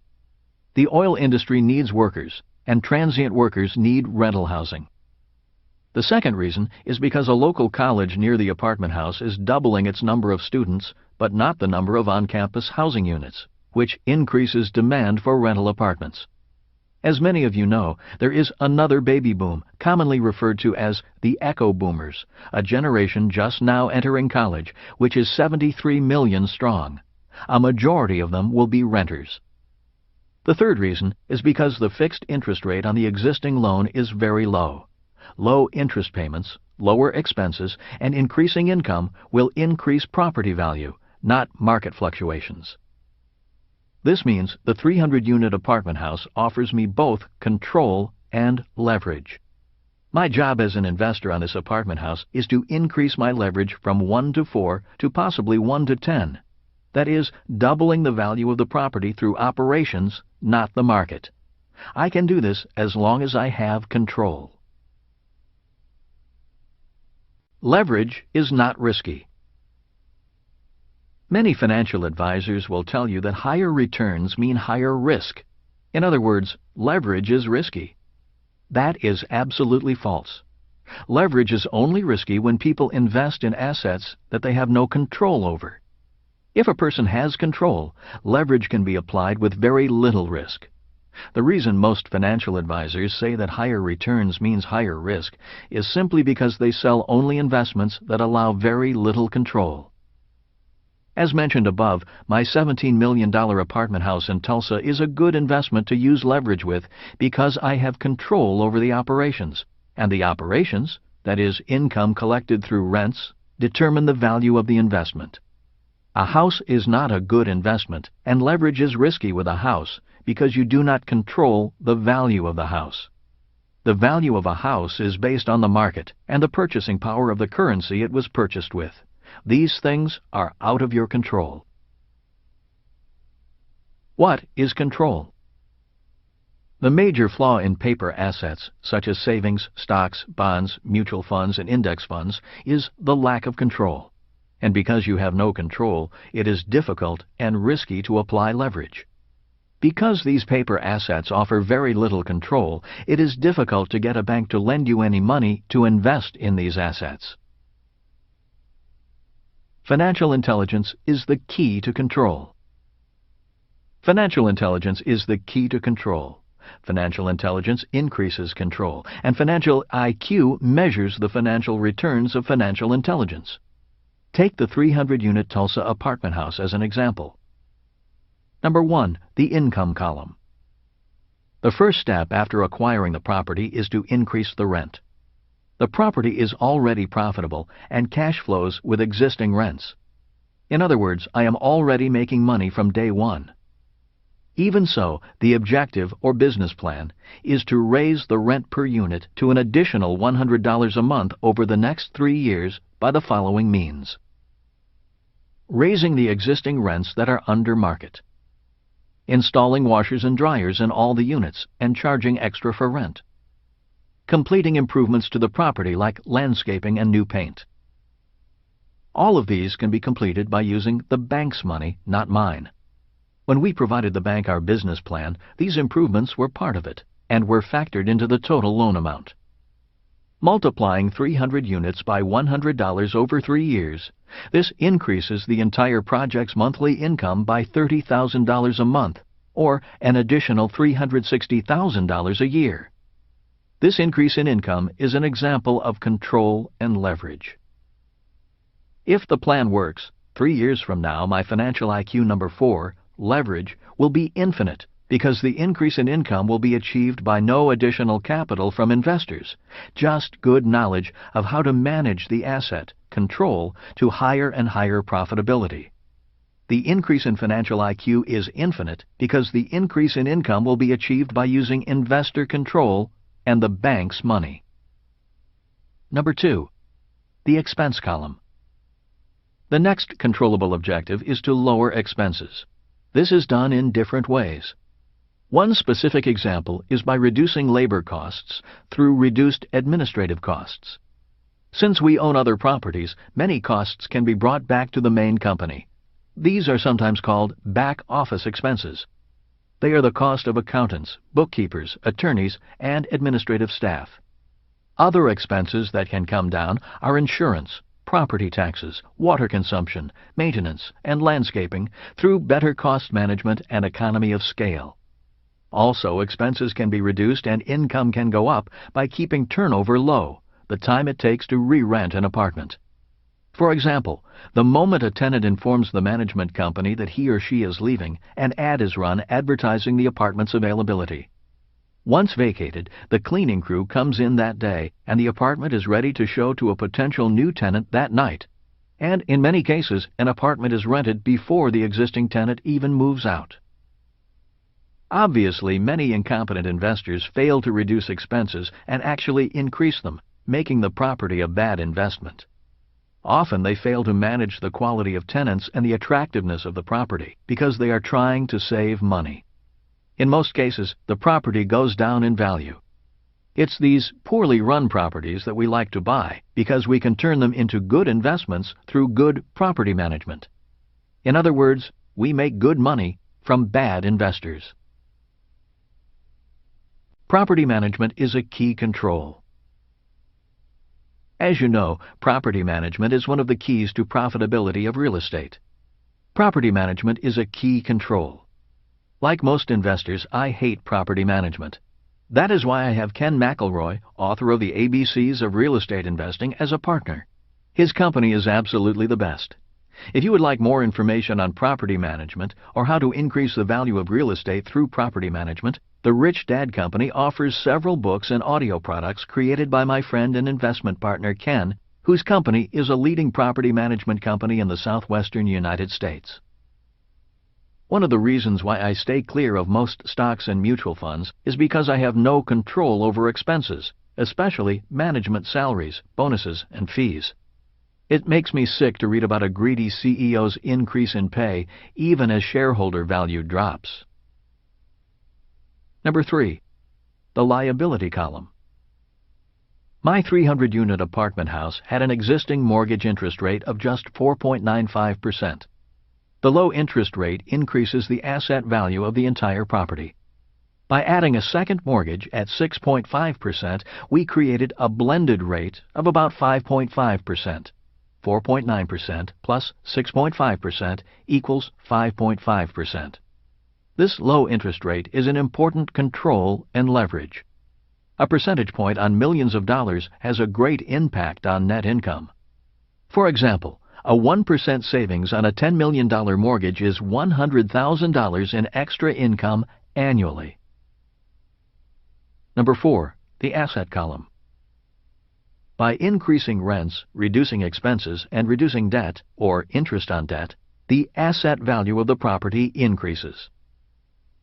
Before going on into higher forms of leverage and control, I believe it is important to recap and review the points covered so far before getting more complex. These are the 7 points. Point number 1. There are many types of leverage. The financial leverage most people are familiar with is the leverage of debt, that is OPM, or other people's money. All 5 financial intelligences, which are increasing income, protection from predators, budgeting, leverage, and information, are forms of leverage. Leverage is anything that makes your job a little easier. It's easier to move a heavy object with a forklift, and it's easier to make a sophisticated investment decision with a higher financial IQ. Point number 2. Most investors invest in paper assets they have very little control over. Examples of paper assets are savings, stocks, bonds, and mutual funds and index funds. Because these assets allow little to no control, these investors have very little leverage and low returns on investment and reflect a low financial IQ. An example of low financial IQ is a 5% return on savings, paying taxes on that return, and then having inflation almost wipe out its value. Point number 3. An increase in returns does not mean an increase in risk. When financial advisors say that an increase in returns means an increase in risk, they are right when speaking about paper assets. They are wrong when speaking for all assets. Assets, such as a business or real estate, require more financial intelligence, allow for more financial control, and permit a higher degree of leverage with very low risk. The key to low risk is higher financial intelligence. This is why I recommend that people start small and stay small as they allow their financial intelligence to increase. With an increase in financial intelligence, their returns on their investments increase. Point number 4. Most financial advisors are not investors. Financial advisors are simply salespeople. Most financial advisors, even many real estate brokers, invest only in paper assets if they invest at all. Most have very little leverage professionally and financially. In many cases, their professional and financial leverage ratios are 1-to-1. A 1-to-1 professional ratio means they get paid for their work and only their work. A day's pay for a day's work. As a business owner, I have thousands of people working to assist me. As an investor, like in the example of the Tulsa apartment house, I have 300 tenants helping me pay for my investment, the bank lending me $4 for every one of my dollars, and the tax department giving me tax breaks on my income. These are examples of different types of leverage. Point number 5. Financial education increases financial intelligence.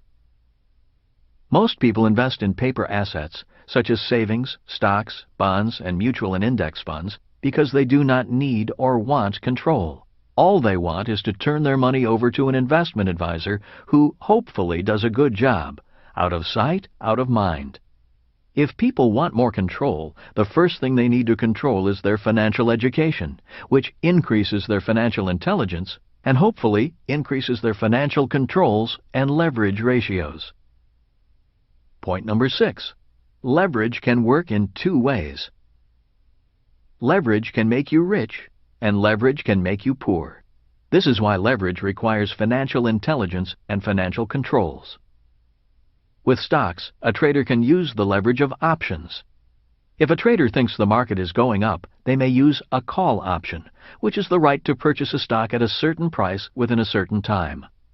If the trader thinks the market is going down, they may use a put option or short the stock.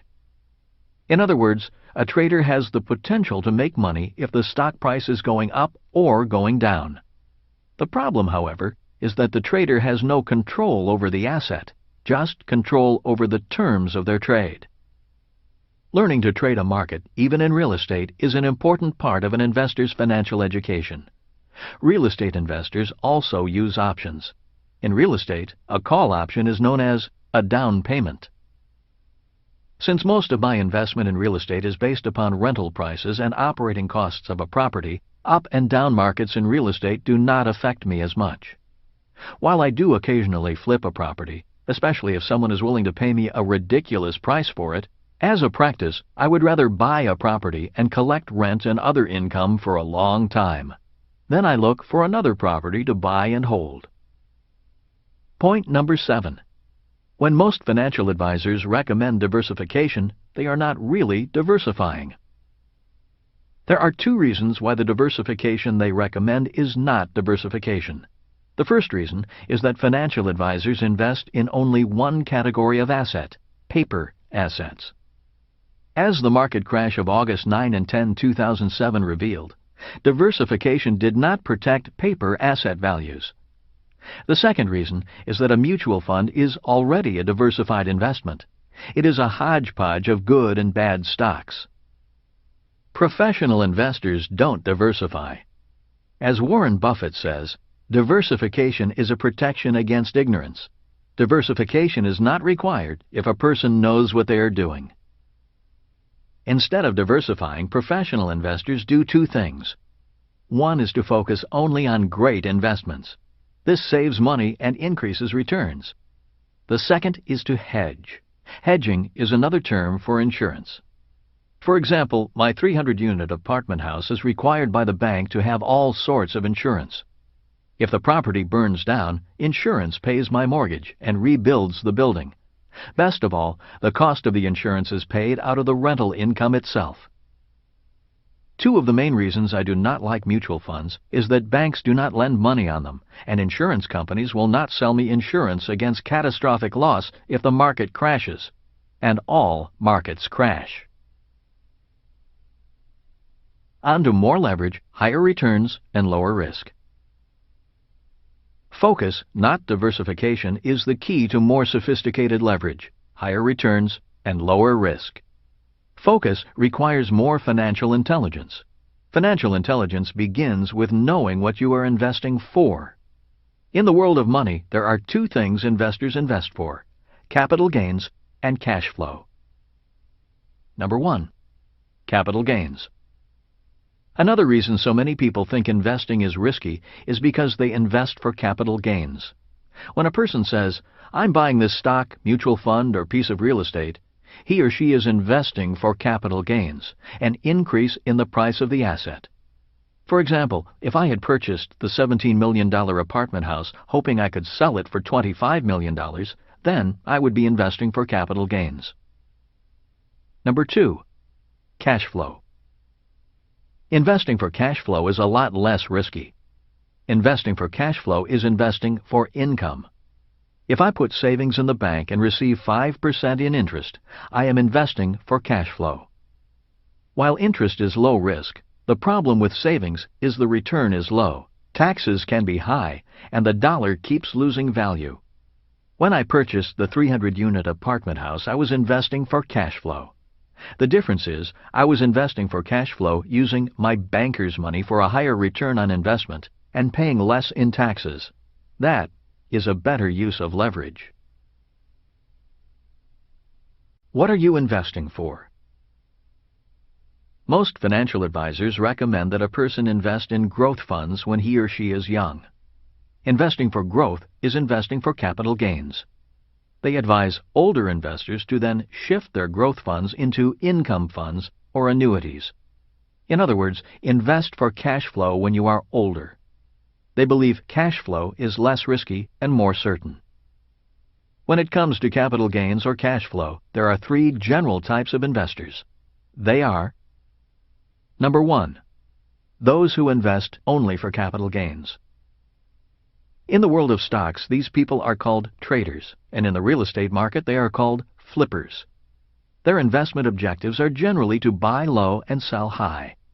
When you look at the cash flow quadrant, traders and flippers are actually in the self-employed quadrant, not the investor quadrant. They are considered professional traders, not investors. On top of that, in America, traders and flippers are taxed at the higher self-employed quadrant tax rates and do not enjoy the benefits of the tax breaks the investor quadrant receives. Number 2. Those who invest only for cash flow. Many investors like savings or bonds because of the steady income. Some investors love municipal bonds because they pay a tax-free return. For example, if an investor buys a tax-free municipal bond paying 7% interest, the effective return on investment, ROI, is the same as receiving a 9% taxable return. Number 3. The investor who invests for capital gains as well as cash flow. Years ago, old-time stock investors invested for both capital gains and cash flow. Old-timers still talk about the price of a stock going up, as well as paying the investor a dividend. But that was in the old economy, the old capitalism. In the new capitalism, most paper investors are looking for the quick buck to make a killing. Today, the big investment houses are hiring the smartest whiz kids out of college and using computer models to look for the slightest market patterns they can exploit. For example, if the computer picks up a 1% differential, let's say in tech stocks, the investment house will bet millions of dollars hoping to gain 1% on millions of dollars in a few hours. This is very high leverage and very risky. These computer models also cause a lot of the volatility in the markets. When the stock market announces that program trading has been halted, it is talking about these computer programs being halted. The markets crash if the computers say sell. If the computers say buy, the markets boom, and then they crash. In other words, prices can go up or down for no fundamental or business reasons at all. A stock price may have no relationship to the value of the company because the computers created an artificial supply or demand. As an old-time investor in this new era of capitalism, I must be smart enough to invest for capital gains, cash flow, leverage of debt, and tax advantages, as well as be above the turmoil the whiz kids and computers cause in the marketplace. There are three components to being a good real estate investor. They are: Number 1, good partners. As Donald Trump says, you cannot do a good deal with bad partners. This does not mean bad partners are bad people. They may just be bad or wrong partners for you. For this 300-unit apartment house project to work, I must be sure I have good partners. Number 2, good financing. Real estate is primarily a function of financing. Many people say, location, location, location. I say, financing, financing, financing. If you can secure good financing, the deal works. If you have bad financing, the deal will not. To illustrate my point, let's say the seller says, I want $35 million for my $17 million apartment complex.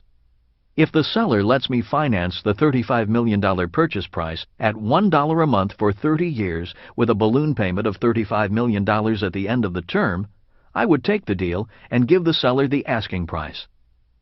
At $1 a month for 30 years, I can afford to pay $35 million for a $17 million property. As they say in the world of finance, I'll give you your price if you will give me my terms. Number 3, good management. One of the reasons for my confidence in the $17 million 300-unit property is that I have good partners. Ken owns a property management company, and his partner Ross owns a real estate development company. In the following paragraphs, I will further explain how property management and development are essential to increasing rents, lowering expenses, and increasing asset value. Having control over these three components, good partners, good financing, and good management, I am more willing to use debt as leverage. Without control, I would probably not use debt financing. If there is higher risk, such as speculating in a stock or a commodity, I like to use only money I can afford to lose.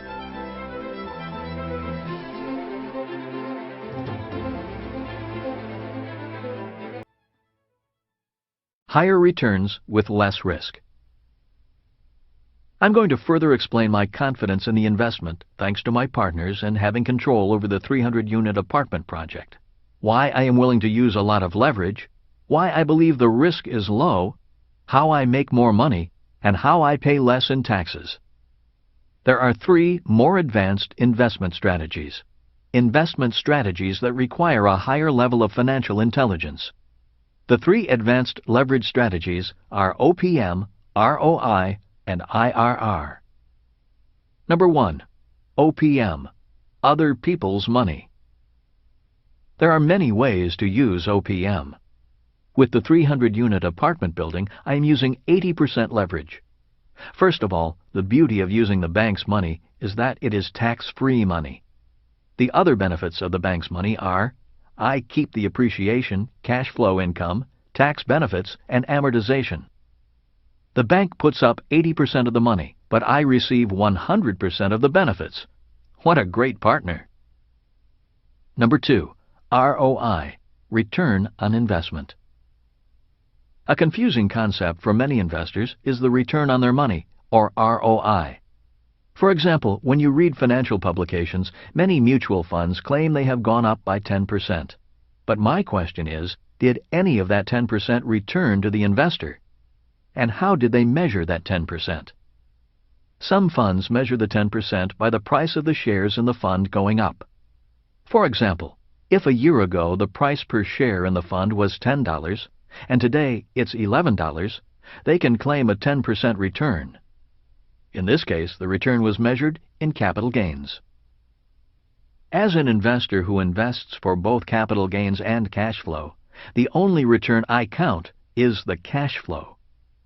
For example, if I invest $10 and each year after taxes I put $1 in my pocket from cash flow, my return is 10%. I do not count the return on asset appreciation because it is an estimate and does not become a reality unless I sell the asset. The difference is that one measure of the ROI is in the price of the stock, and the other measure of ROI is money in my pocket. I actually want both, 10% in asset appreciation and 10% cash in my pocket. But cash flow is the only return that can be tangibly measured while I hold the asset. More leverage, higher returns. The reason leverage is so important is because the higher the leverage, the higher the return. For example, if I buy a $100,000 rental unit with my money and I receive $10,000 a year net income, my cash-on-cash return is 10%. If I borrow $50,000 and am still able to receive a $10,000 return, my cash-on-cash return is 20%. If I finance the entire $100,000 and still receive a $10,000 return, my return is infinite. Infinite returns mean money for nothing. $10,000 flows into my pocket and nothing comes out. The renters cover my expense and I receive the income. Money for nothing. In my next example, again using the 300-unit apartment house, I will explain how I receive an infinite return by using leverage. The way this will be done is by raising rents and adding washers and dryers to each of the 300 units. The net $100 a month increase in rents is due to increased rents to match the competition, upgrades to the exterior, and fitting each unit with washers and dryers. This $100 a month increase in income is a 100% financed transaction. We get extra money from the bank to do the renovations. We have the control. The increase in debt is more than covered by our increase in income. This extra $100 is technically an infinite return because all the expense is fronted by the bank and all the returns come to me. The increase of $100 per month is multiplied by 300 units. This is an increase in gross income of $30,000 a month and $360,000 a year on top of the cash flow we are already getting. This $360,000 is an infinite return measured by cash flow in hand, not some fictitious capital gain on paper. In summary, the bank puts up 100% of the money for these improvements, and we receive the increase in income. The tenants pay for expenses and the mortgage. Number 3, IRR, or internal rate of return. One of the more complex, sophisticated, and often confusing measures of ROI is the internal rate of return. If investors really know what they are doing, they can increase their ROI by understanding IRR. In overly simplified terms, internal rate of return, IRR, measures the other returns and other leverage that a well-controlled investment can provide. The first example of IRR is passive income. Most people understand that gross rents are part of the income column. Yet IRR also measures other forms of income. Passive income is subject to lower tax rates than earned income. In the U.S., passive income is not subject to Social Security or self-employment taxes. In other words, these taxes do not show up as expenses in the expense column, which is technically a gain in income. The second example of IRR is depreciation. In the U.S., the tax department gives some investors an additional income that actually looks like an expense. This income is known as depreciation. Another term for depreciation is phantom income. The reason it is phantom income is because it's income that shows up somewhere else. For example, let's say my tax bill is $1,000. The IRS may allow me to depreciate my investment by $200, allowing me to pay only $800 in taxes. This additional $200 is phantom income, or money I did not have to pay. It is $200 that remains in my pocket, instead of going to the government. Depreciation is allowed for such things as refrigerators, ceiling fans, carpet, furniture, and other items that decline in value with age. A tax accountant can explain this to you if you own a business or real estate. There is no such thing as depreciation for paper asset investors. A third example of internal rate of return is amortization, which is a fancy word for paying off debt on a scheduled basis. When you have good debt, debt that someone else, such as a renter, pays for you, amortization becomes income to you. In other words, as a tenant pays down my debt, that payment is technically income to me. Income that is paid to reduce my debt as my cash stays in my pocket, ready for the next great investment opportunity to come my way. Additionally, while my tenant is paying down my debt, I still receive all the tax benefits associated with my investment. A fourth example of IRR is appreciation. Appreciation is the increase in asset value. This is also income to you. This is not appreciation based upon some appraiser's idea of an increase in sales price based on comparative sales in the area. The way I measure appreciation is by the actual increase in income to my income column. For example, the increase of $360,000 in income from my 300-unit apartment house is measurable.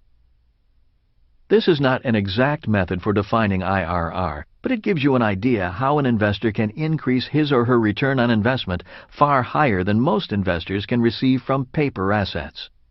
At least you have an idea of what an IRR is. I would guess 95% of investors have never heard of internal rates of return. So you are now smarter and sharper than 95% of the investors out there. The exit strategy. The beauty of the exit strategy on the 300-unit apartment house is once again the use of leverage to become even richer. Instead of selling the property and facing substantial capital gains taxes on the profit, we pull out the money by refinancing. We are able to do this because we have increased the value of the property through our improvements in management. The bank recognizes this increase in value, and we are able to borrow against it. By leveraging the property's value, we pull money out of the property tax-free, and the improved operations more than cover the higher mortgage payment through higher income. By borrowing rather than selling, we get our down payment back tax-free, and we get to keep the asset. At this point, the property's income is an infinite return because we have no money invested in the deal, yet we receive the income. This is the ultimate leverage. Let's say after 5 years we are able to refinance the property and pull out $4 million tax-free.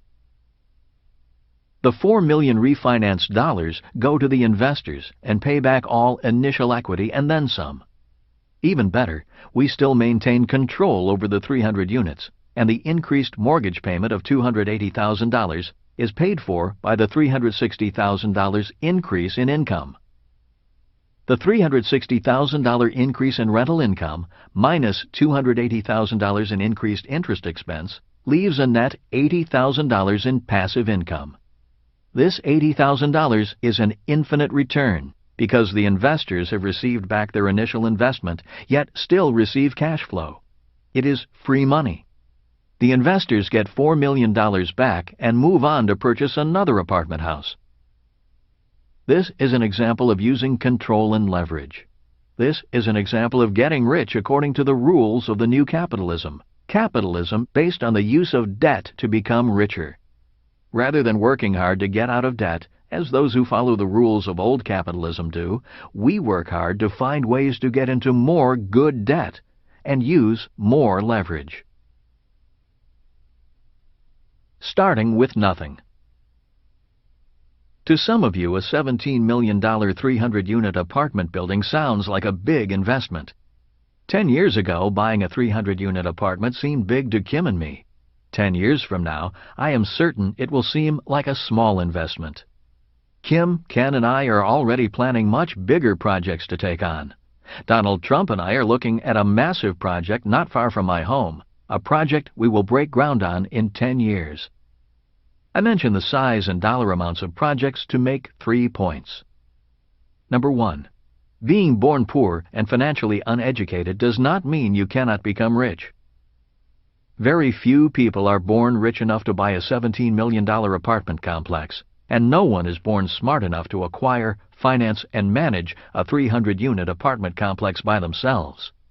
In other words, not having any money or financial education isn't an excuse not to get started. Number 2. Start small and take baby steps. In 1989, Kim's first investment was a $45,000 2-bedroom, 1-bath home in Portland, Oregon. She put $5,000 down and made $25 a month. She was extremely nervous when she took her first step. Today, a $17 million apartment house is boring to her. She is ready for bigger projects. Number 3. Dream big. Most of us know that a child must be allowed to dream. The same is true for adults. As a couple, Kim and I have big dreams. Our dreams keep our marriage rich, young, and fun. Bigger investment projects keep us learning together, operating as a team, and growing together rather than growing apart. Instead of living below our means, we dream big, learn, and invest carefully in order to go beyond our means. It's not just about money. It's about life. In conclusion, on August 9 and 10, 2007, as the markets of the world crashed, many people had no idea what the crash meant. Most people have no idea how it will affect their lives. Most people have no idea how the rule changes back in 1971 and 1974 have affected their lives. Today, even in the richest country in the world, the U.S., millions of educated, hard-working people are earning less, even if they are paid more, saving money that is losing value, clinging to their homes as their value declines, and using credit cards to pay their bills. To make matters worse, because of a market crash, millions of educated, hard-working people think that investing is risky, and to attain higher returns means you have to take on greater risks. There are only a few people who know that the key to leverage is control, and the key to control is financial intelligence. The good news is that the higher your financial intelligence, the more money you make without needing money. In this new capitalism, it is truly possible to make money for nothing. In the information age, knowledge is the ultimate leverage. The more money you make without money, the higher your ROI and IRR, and the higher your financial IQ. Chapter 7. Financial IQ number 5. Improving your financial information. In January of 1972, I was transferred from Camp Pendleton, California, to an aircraft carrier off the coast of Vietnam. My primary job on board the carrier was as a helicopter gunship pilot. My primary mission was to fly as an escort for the larger troop helicopters. My secondary job was as an assistant to the squadron's top-secret information officer. It was an extremely interesting job. For hours on end, we would sit, listen, observe, gather, and process top-secret information. At regular intervals during the day and the night, we gave briefings to the commanding officer and his team. Our job was to take raw data from the war and turn it into relevant information. As an information officer, I gained a tremendous respect for information. Prior to Vietnam, I never thought much about the subject. In school, I thought the study of information was a joke. To me, information was just data. Mindless facts and figures, dates and times to be memorized in order to pass tests. In Vietnam, information could mean life or death for my fellow pilots. Today, I believe that I am a better entrepreneur and investor because of my position as information officer. Today, I know that information can mean life or death in war, and the difference between being rich or poor in business. While at war, the amount of information we had to process was staggering. Very quickly, we had to learn how to sort, categorize, discard, and process tremendous amounts of information from multiple and varied sources. To handle information overload, the military puts a great amount of effort into classifying information. Without classification, all information is equal and virtually worthless. As an information officer in Vietnam, I learned to classify information according to a set of characteristics. They are: Number 1, time. In war and in business, information can be useful one minute and obsolete the next. War is fluid, always moving. So is business and investing. Enemy troops can be one place today and 100 miles away tomorrow. In business, a business advantage can be priceless today and worthless tomorrow. Number 2, credibility. We had to know who the information came from. Were our sources credible and reliable? Unfortunately, in the world of money, most people get their financial information from people they work with or salespeople. They may be good, honest people, but they are not credible or reliable sources of financial information. Number 3, classification. In the military, I learned to sort information into categories. For example, top-secret information was only available to those with top-secret clearances.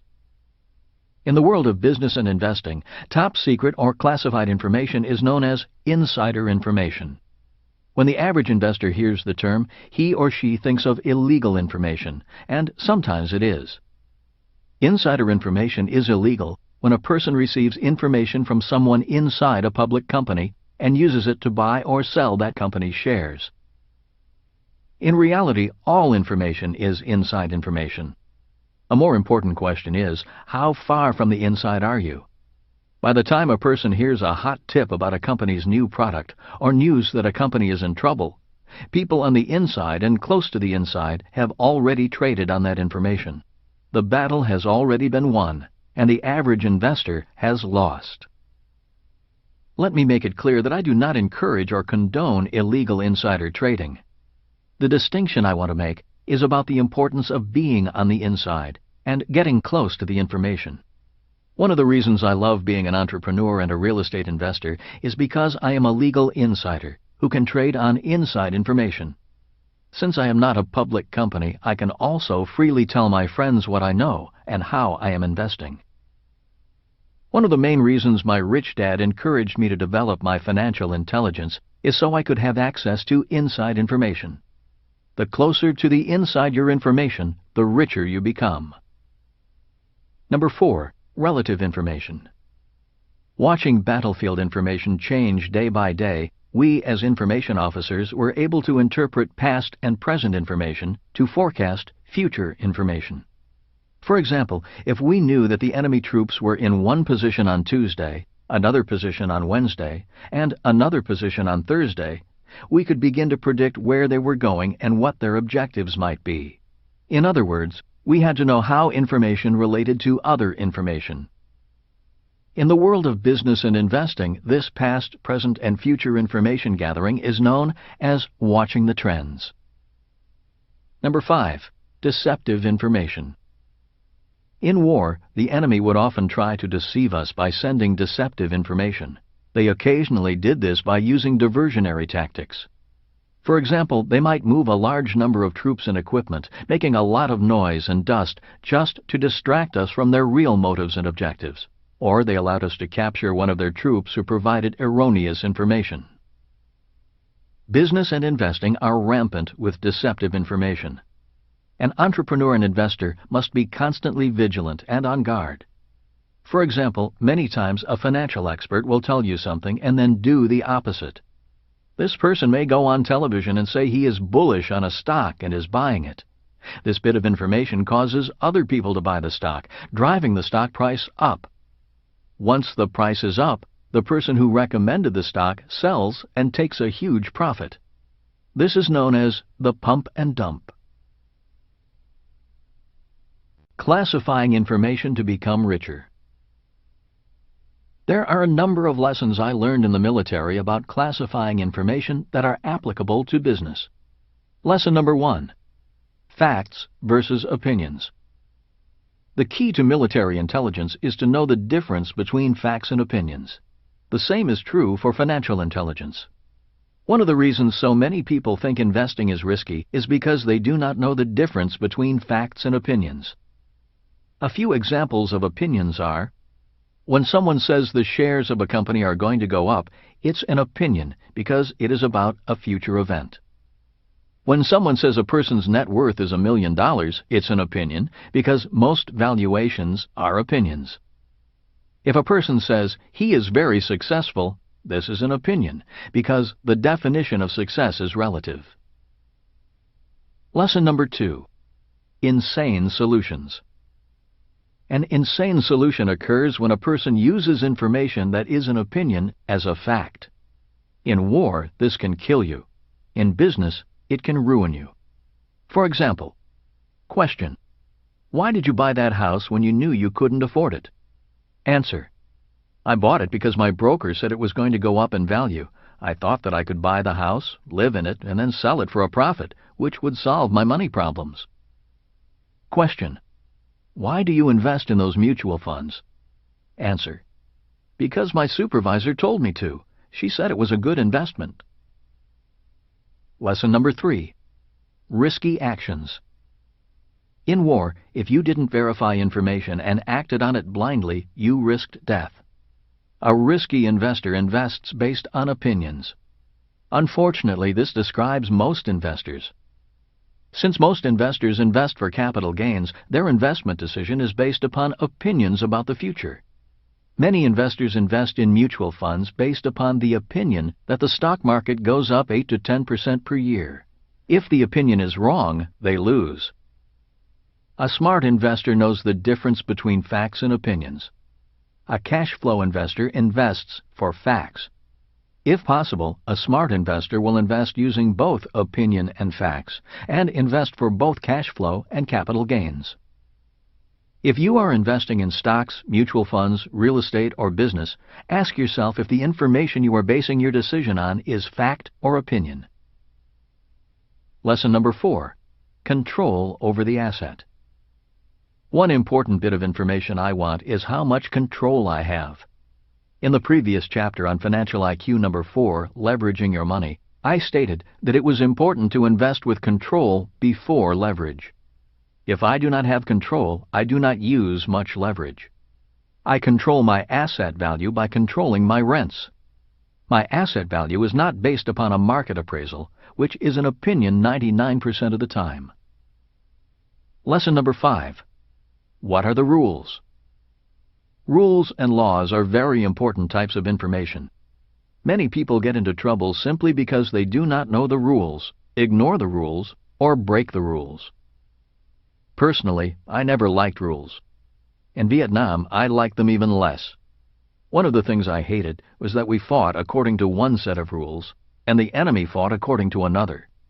One rule I found ridiculous in war was the rule that we could not pursue the enemy across borders. The enemy would fight close to the border and then escape across it for safety. There were many times we had to break off a fight because the VC crossed back into Laos. It was my rich dad who changed my attitude towards rules.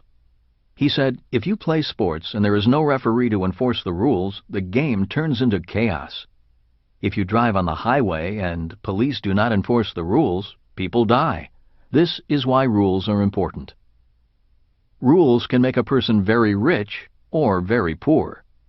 This is why information on rules is so important. For people who want to be rich, having good accountants and lawyers is important. Today, there are so many laws, rules, and regulations that it is impossible for any one person to know or understand them all.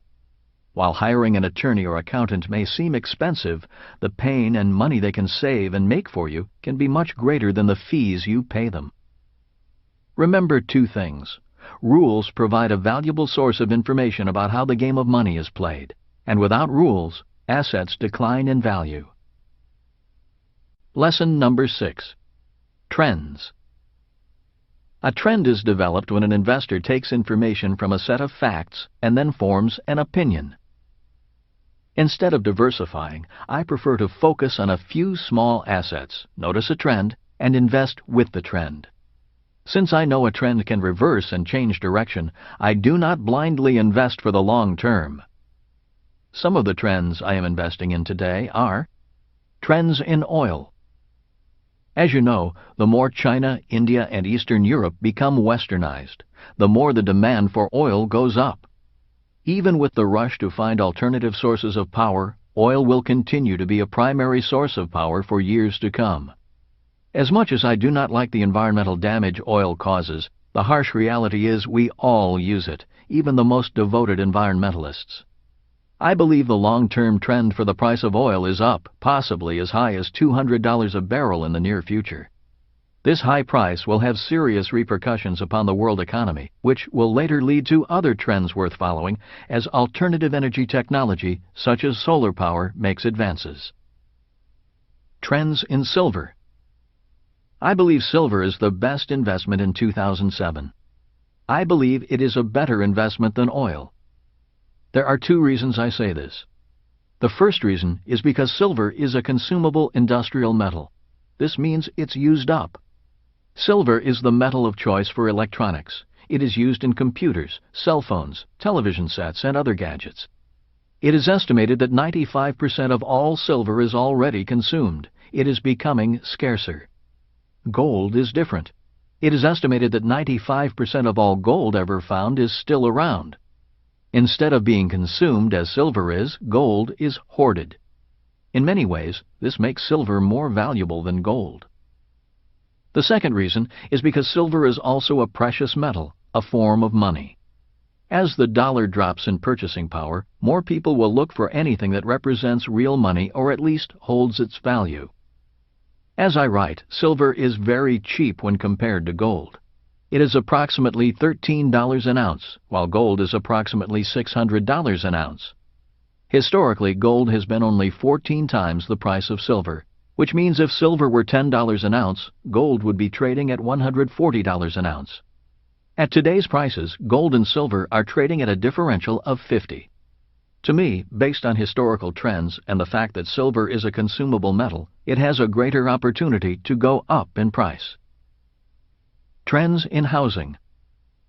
One of the reasons I love investing in apartment houses is that rich or poor, people will pay for a roof over their head. In America, the population is expected to grow from 300 million to over 400 million in the next 2 decades. So I believe the price of housing will continue to trend up. As real estate becomes more expensive and difficult to afford, and as wages come down, I believe these trends will cause more people to be renters. One of the reasons Kim and I did not panic during the August 9, 2007 crash is because we rent out real estate for cash flow. We do not sell real estate. When the subprime mortgage market collapsed, sellers panicked. People who invested for cash flow, those who rent property to others, didn't panic. In fact, they saw opportunity. In down markets, there are more renters than buyers, so a crash is generally good for landlords, but not sellers. A final thought on trends is the importance of history and cycles. Having survived a number of up and down markets, I have learned a lot from history. There is one historical trend I believe is worth watching. That trend is the 20-year cycle between stocks and commodities. As a person who sailed for an oil company, I became curious about why the prices of commodities went up as stock prices came down. A few years ago, I came across a book written by one of my favorite financial authors, Jim Rogers, entitled Hot Commodities. Rogers discovered that stock prices went up for 20 years at the same time as commodity prices came down. For example, from 1960 to 1980, just as I was coming of age, commodity prices such as oil and gold were rising. In 1980, oil, gold, silver, and real estate prices came down rapidly as stock prices started climbing. Between 1980 and 2000, the stock market was the place to be, and oil, gold, and silver were dogs. While the commodity market was down, I was buying all the oil, gold, silver, and real estate I could. On schedule, in 2000, at the height of the dot-com boom, share prices dropped and commodity prices came roaring back up.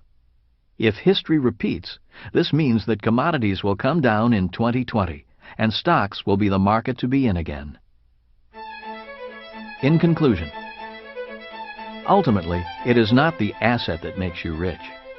Information makes you rich, or poor. In real estate, most investors lose money because of inadequate information and intelligence. That is why when someone asks me, "Is real estate a good investment?" my reply is, "I don't know." Integrity is an interesting word. I have heard it used in many different ways and in different contexts. Many times I have heard someone say, "He has no integrity." Someone else might say, "That house has integrity of design." Before discussing the integrity of money, I think it best I give my definition of integrity. Webster's offers 3 definitions for integrity. They are: number 1, soundness, an unimpaired condition. Number 2, incorruptibility, firm adherence to a code of especially moral or artistic values. Number 3, completeness, the quality or state of being complete or undivided. All 3 definitions are required to discuss money and integrity. To better illustrate, I use the example of the integrity of an automobile. An automobile is made up of systems: the brake system, fuel system, electrical system, and so on. If the systems are not operating in integrity, the car will not be sound. The car is not whole. A similar example can be made with the human body. Some of the systems of the body are the respiratory system, nervous system, digestive system, and so on. If the integrity of the human body's system is not sound, corrupted with clogged arteries for instance, health declines and disease or death soon follows. Just as health can break down from a lack of integrity, so can wealth be compromised by a lack of integrity.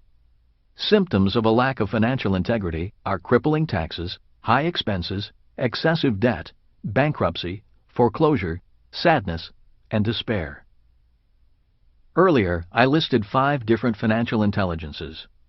Once again, they are: financial IQ number 1, making more money; financial IQ number 2, protecting your money; financial IQ number 3, budgeting your money; financial IQ number 4, leveraging your money; financial IQ number 5, improving your financial information.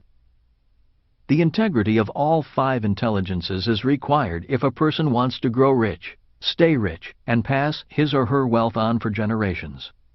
Missing one or more of the financial intelligences is like someone who doesn't know how to drive attempting to drive a car that has brakes without pads and water in the gas lines. When a person is struggling financially, one or more of these financial intelligences is out of whack, financial integrity is not sound, and the person is not complete. A reflection of financial integrity. As my rich dad said, "My banker has never asked me for my report card." The reason bankers don't ask for an academic report card is because they are looking for financial intelligence, not academic intelligence. This is why they ask for a financial statement. A financial statement is a reflection of your financial integrity. It is the equivalent of your financial report card. Bankers are looking for answers that relate to the 5 financial intelligences. Obviously, they want to know how smart people are at making money, protecting their money, budgeting their money, leveraging their money, and how informed they are. A financial statement will give the bank the information it is looking for. Intrinsic value. Warren Buffett does not diversify. Instead, he looks for a company with intrinsic value, a company with financial integrity. He wants to know if the business has the 5 financial intelligences. In overly simplified terms, Buffett wants the answers to the following questions. Number 1. Can the business make more money? Number 2. Does the business have a protected niche? Number 3. Does the business budget its money and resources well? Number 4. Can the business be leveraged and expanded? Number 5. Is it run by a team of smart, well-informed people? In even simpler terms, intrinsic value means: Number 1. Niche.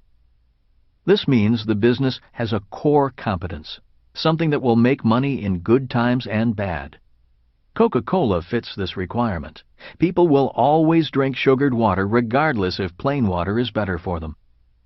A big advantage Coca-Cola has is its trademark, which is protected by law. You may recall that financial intelligence number 2 is protection.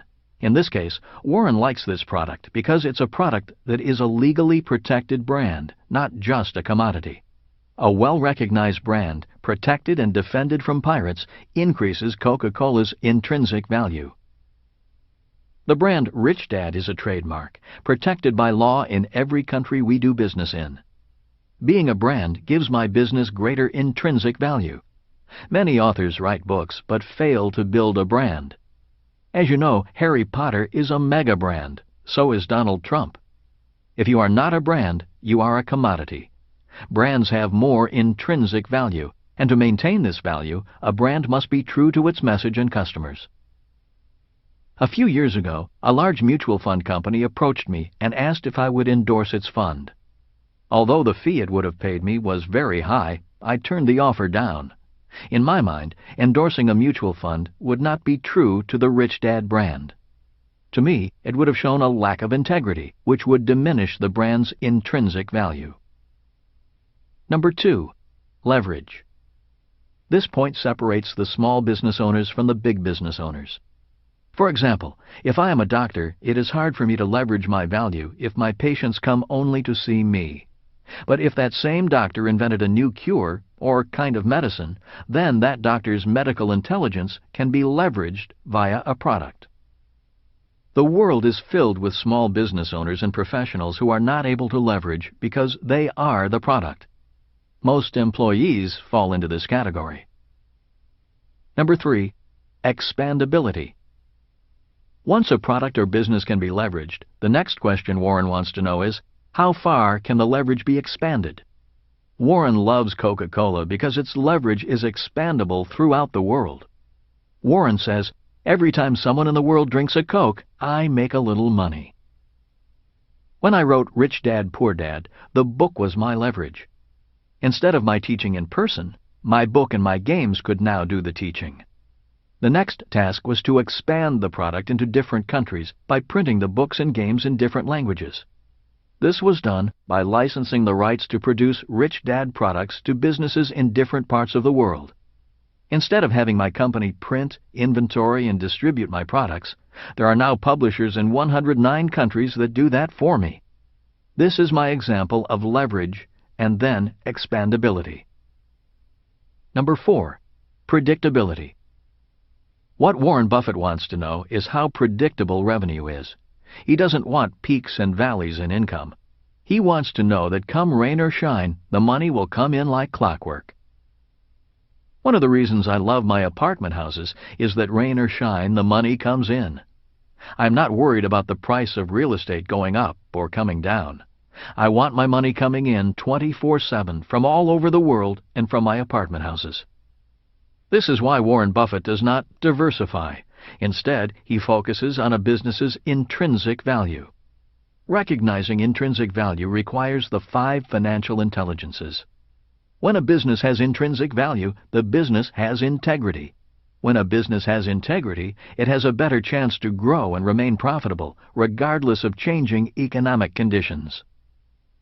Before investing in a company, a professional investor looks at the business's financial statement. The professional investor is looking for business integrity. The same is true when a real estate investor buys an apartment house.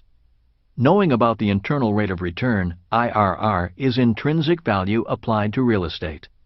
The problem for most people, due to lack of financial education in school and not being able to read a financial statement, is that they don't know if the company or real estate they are investing in has financial integrity and intrinsic value. Chapter 9. Developing Your Financial Genius. I didn't know I wasn't smart until I went to school. From kindergarten all the way through college, school was a struggle. I also didn't know I was poor until I went to school. When I was 9 years old, my family moved across town, and I went to a school for rich kids. Interestingly, there were 2 elementary schools directly across the street from each other. On one side of the street was Union School. On the other side was Riverside School. Both were public schools. One school for the rich and the other for the working class. Originally, Union School was for the children of the sugar plantation union workers, hence the school's name. Riverside was the school for the children of sugar plantation owners and managers. I attended Riverside because the house our family lived in happened to be on the side of the street next to the river. Even though I was only 9, I was aware that my classmates at Riverside School lived at a higher standard of living than my family. Many of my rich classmates lived in an isolated community connected by a bridge across the river. Every time I crossed that bridge to play with my friends, I knew I was crossing into a different world. Although rich, my classmates and their families were not snobs. They were friendly people involved in the community. I spent a lot of time at my friends' beach homes, on their boats, and flying in their planes. They did not flaunt their wealth, they shared it. To them, being rich seemed natural, not special. It was a lifestyle and a standard of living. Their lifestyle was not that big a deal to them.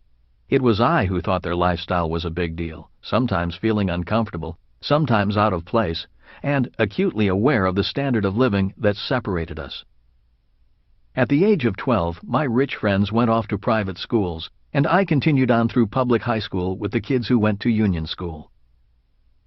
In 1974, as I was getting out of the Marine Corps at the age of 27, I knew I wanted to be rich. Even though I had grown up, lost my baby fat, and gotten taller and stronger, in my mind, I was still the shy, fat guy without much money. I knew I wanted to be an entrepreneur and invest in real estate, but I had no money and no skills. The more I thought about it and compared the life I wanted with what I had, the more I realized that my school teachers were correct. I was average. I had no great skills or talent. I was not smart.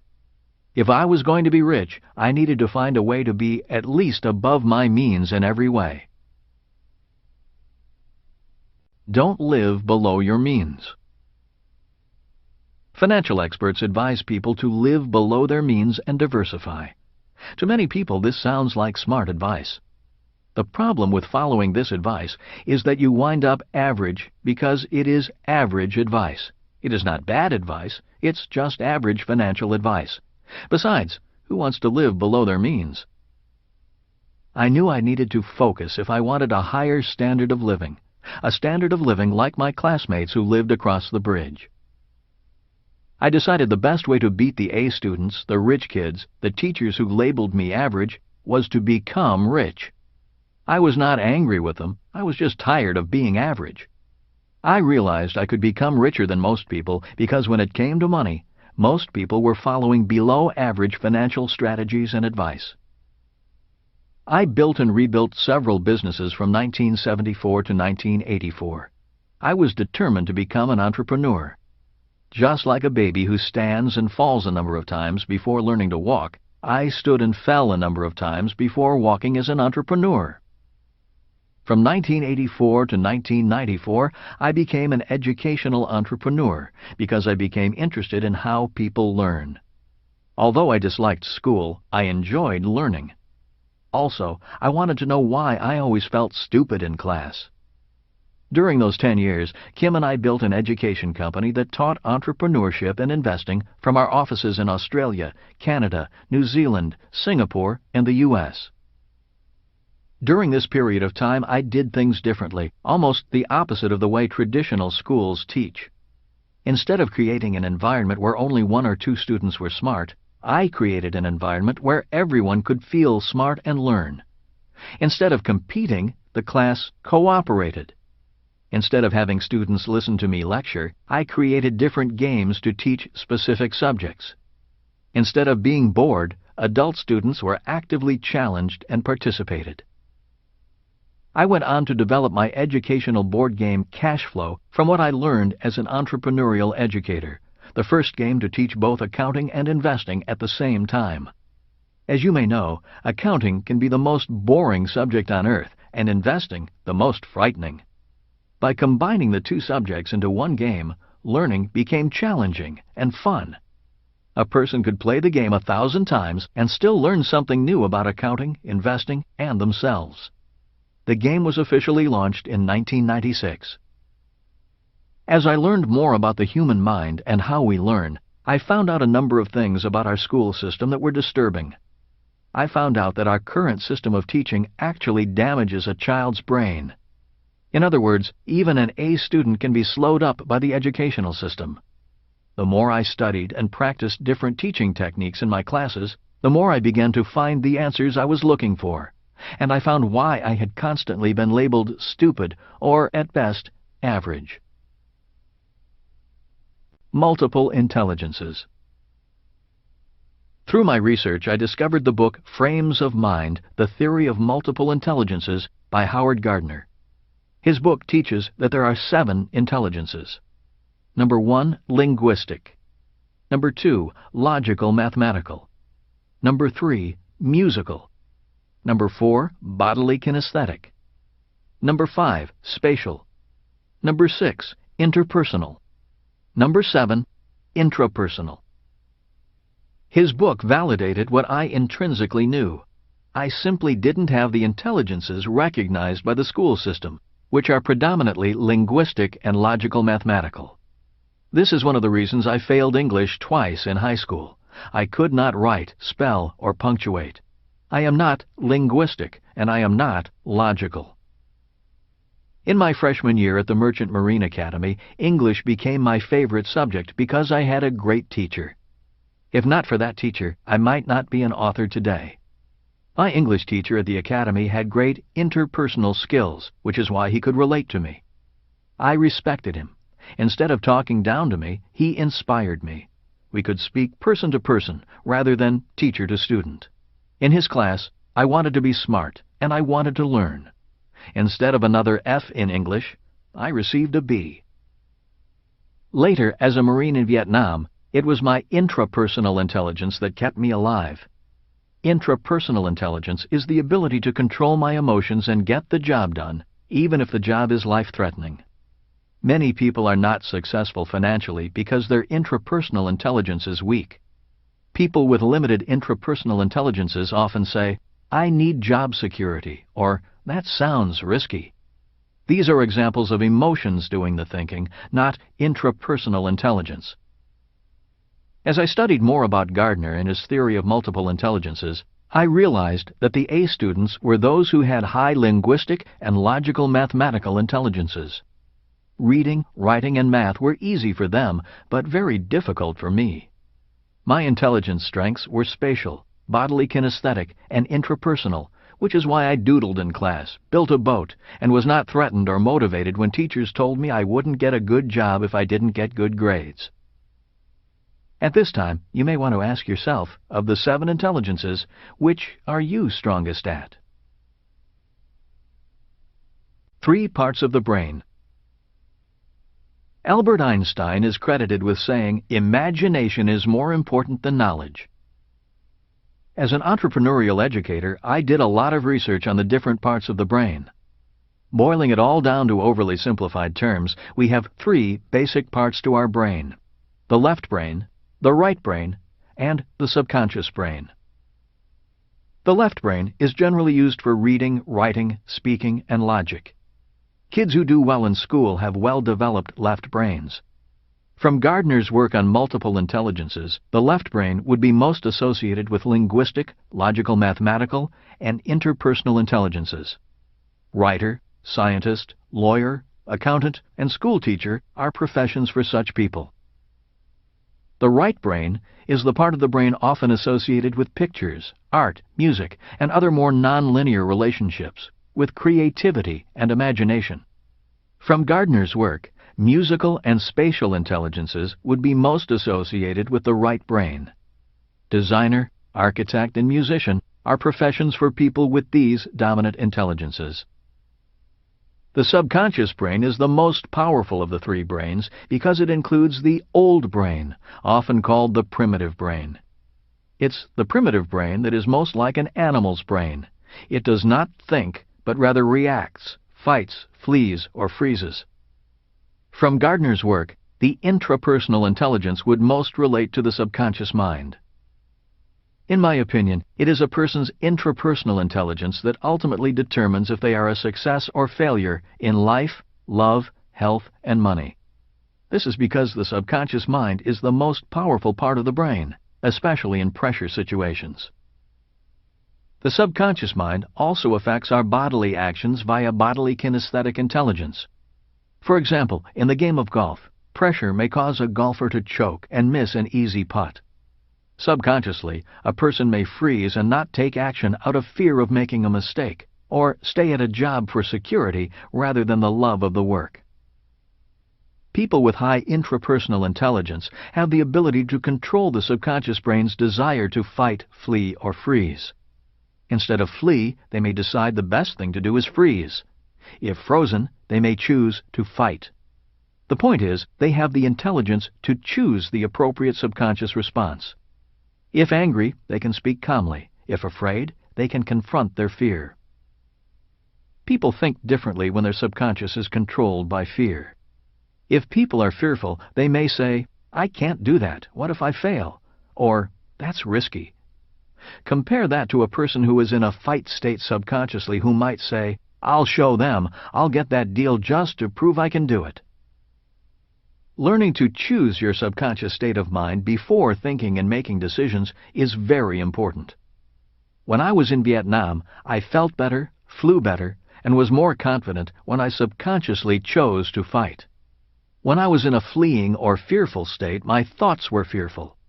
So choose your subconscious state of mind before using your left and right brains.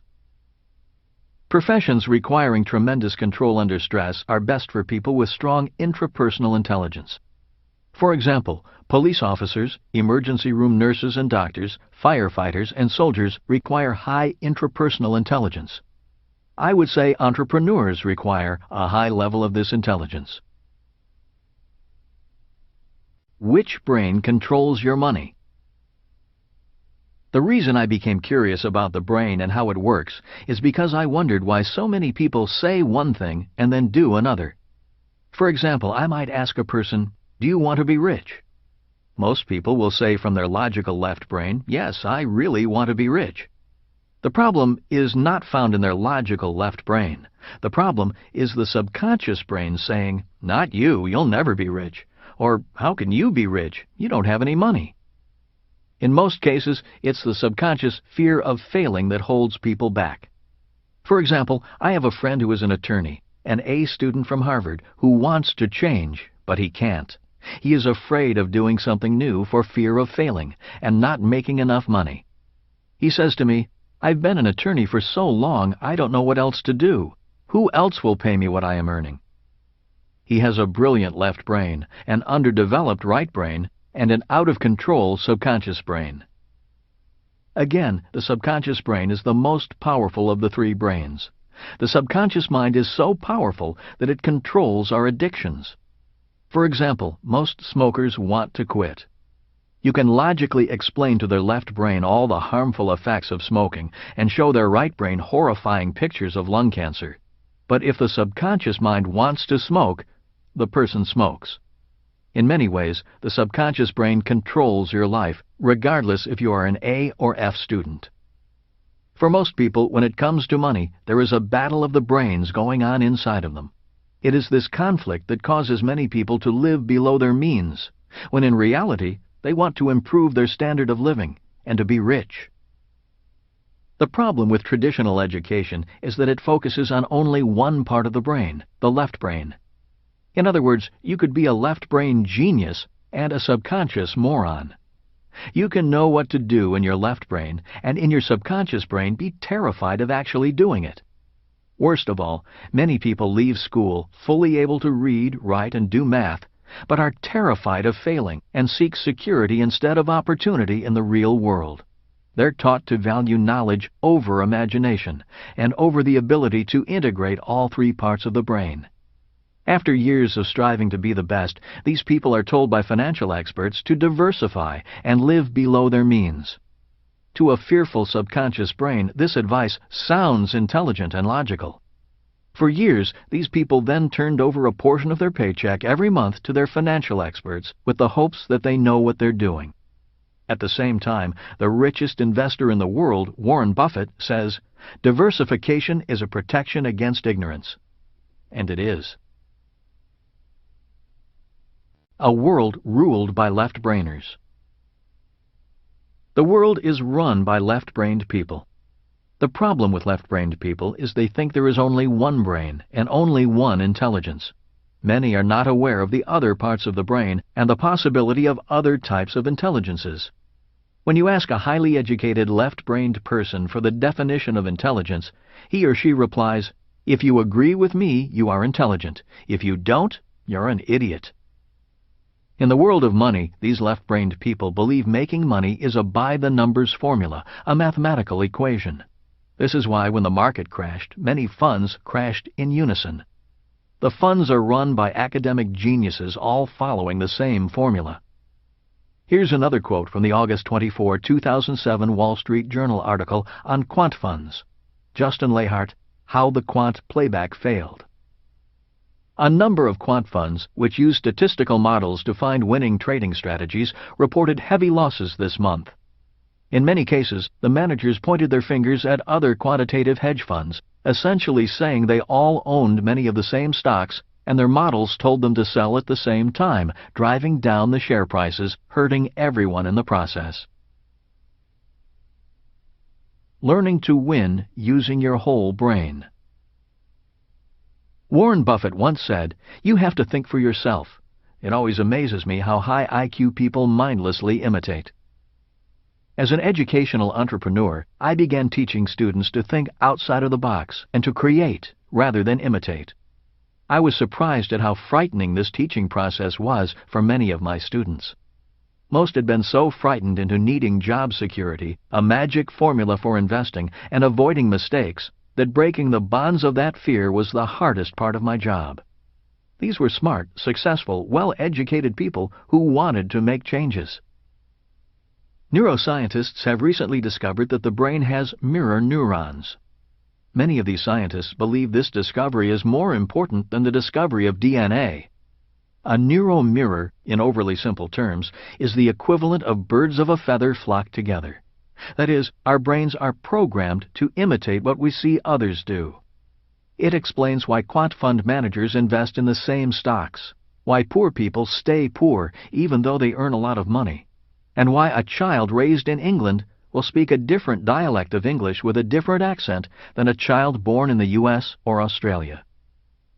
Mirror neurons of dialect and accent limit the scope of our world and who we associate with. Today, neuroscientists believe that mirror neurons are the most powerful learning parts of our brains. In the classroom, it explains why some students are teachers' pets. Since most classrooms are led by left-brained people, they tend to favor the kids with the same intelligences.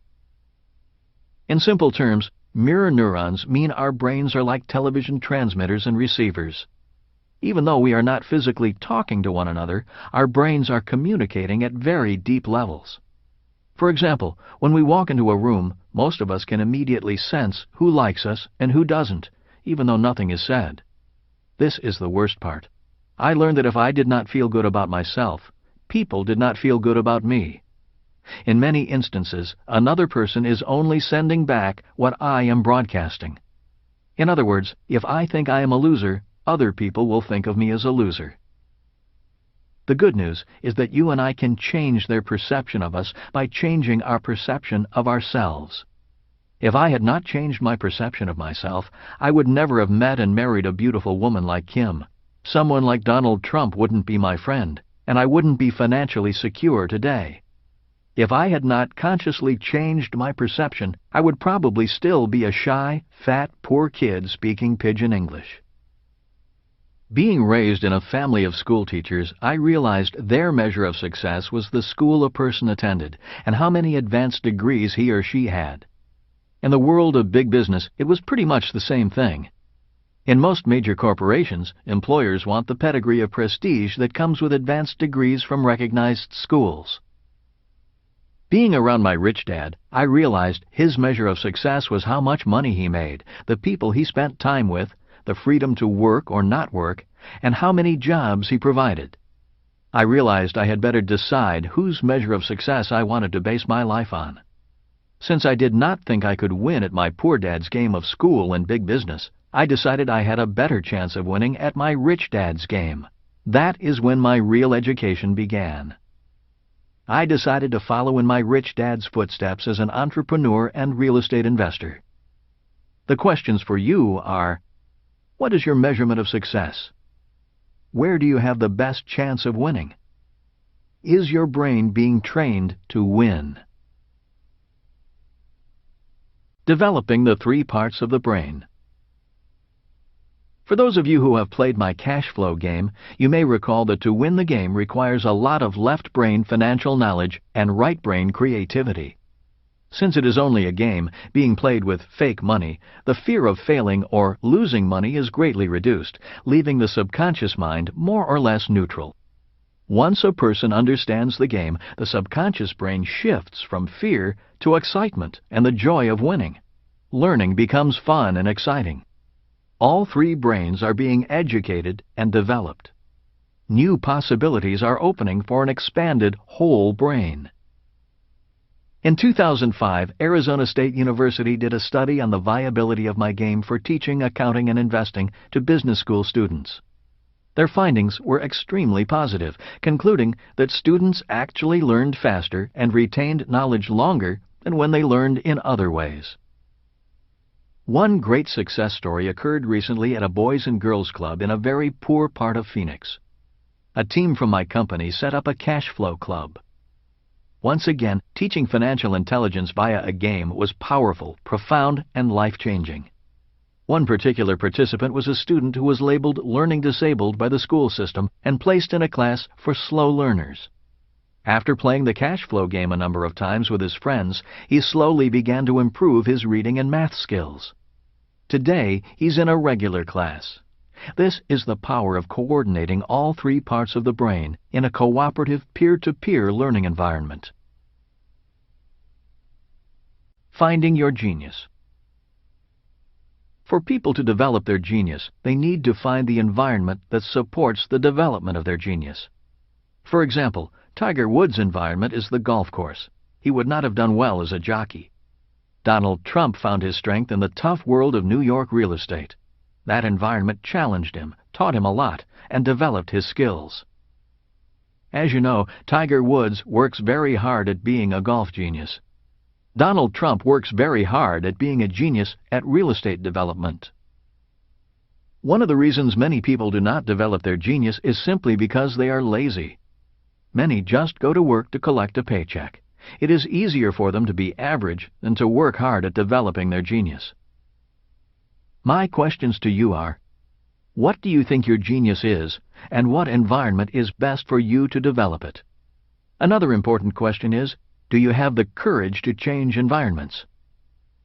Imagine your future if you did.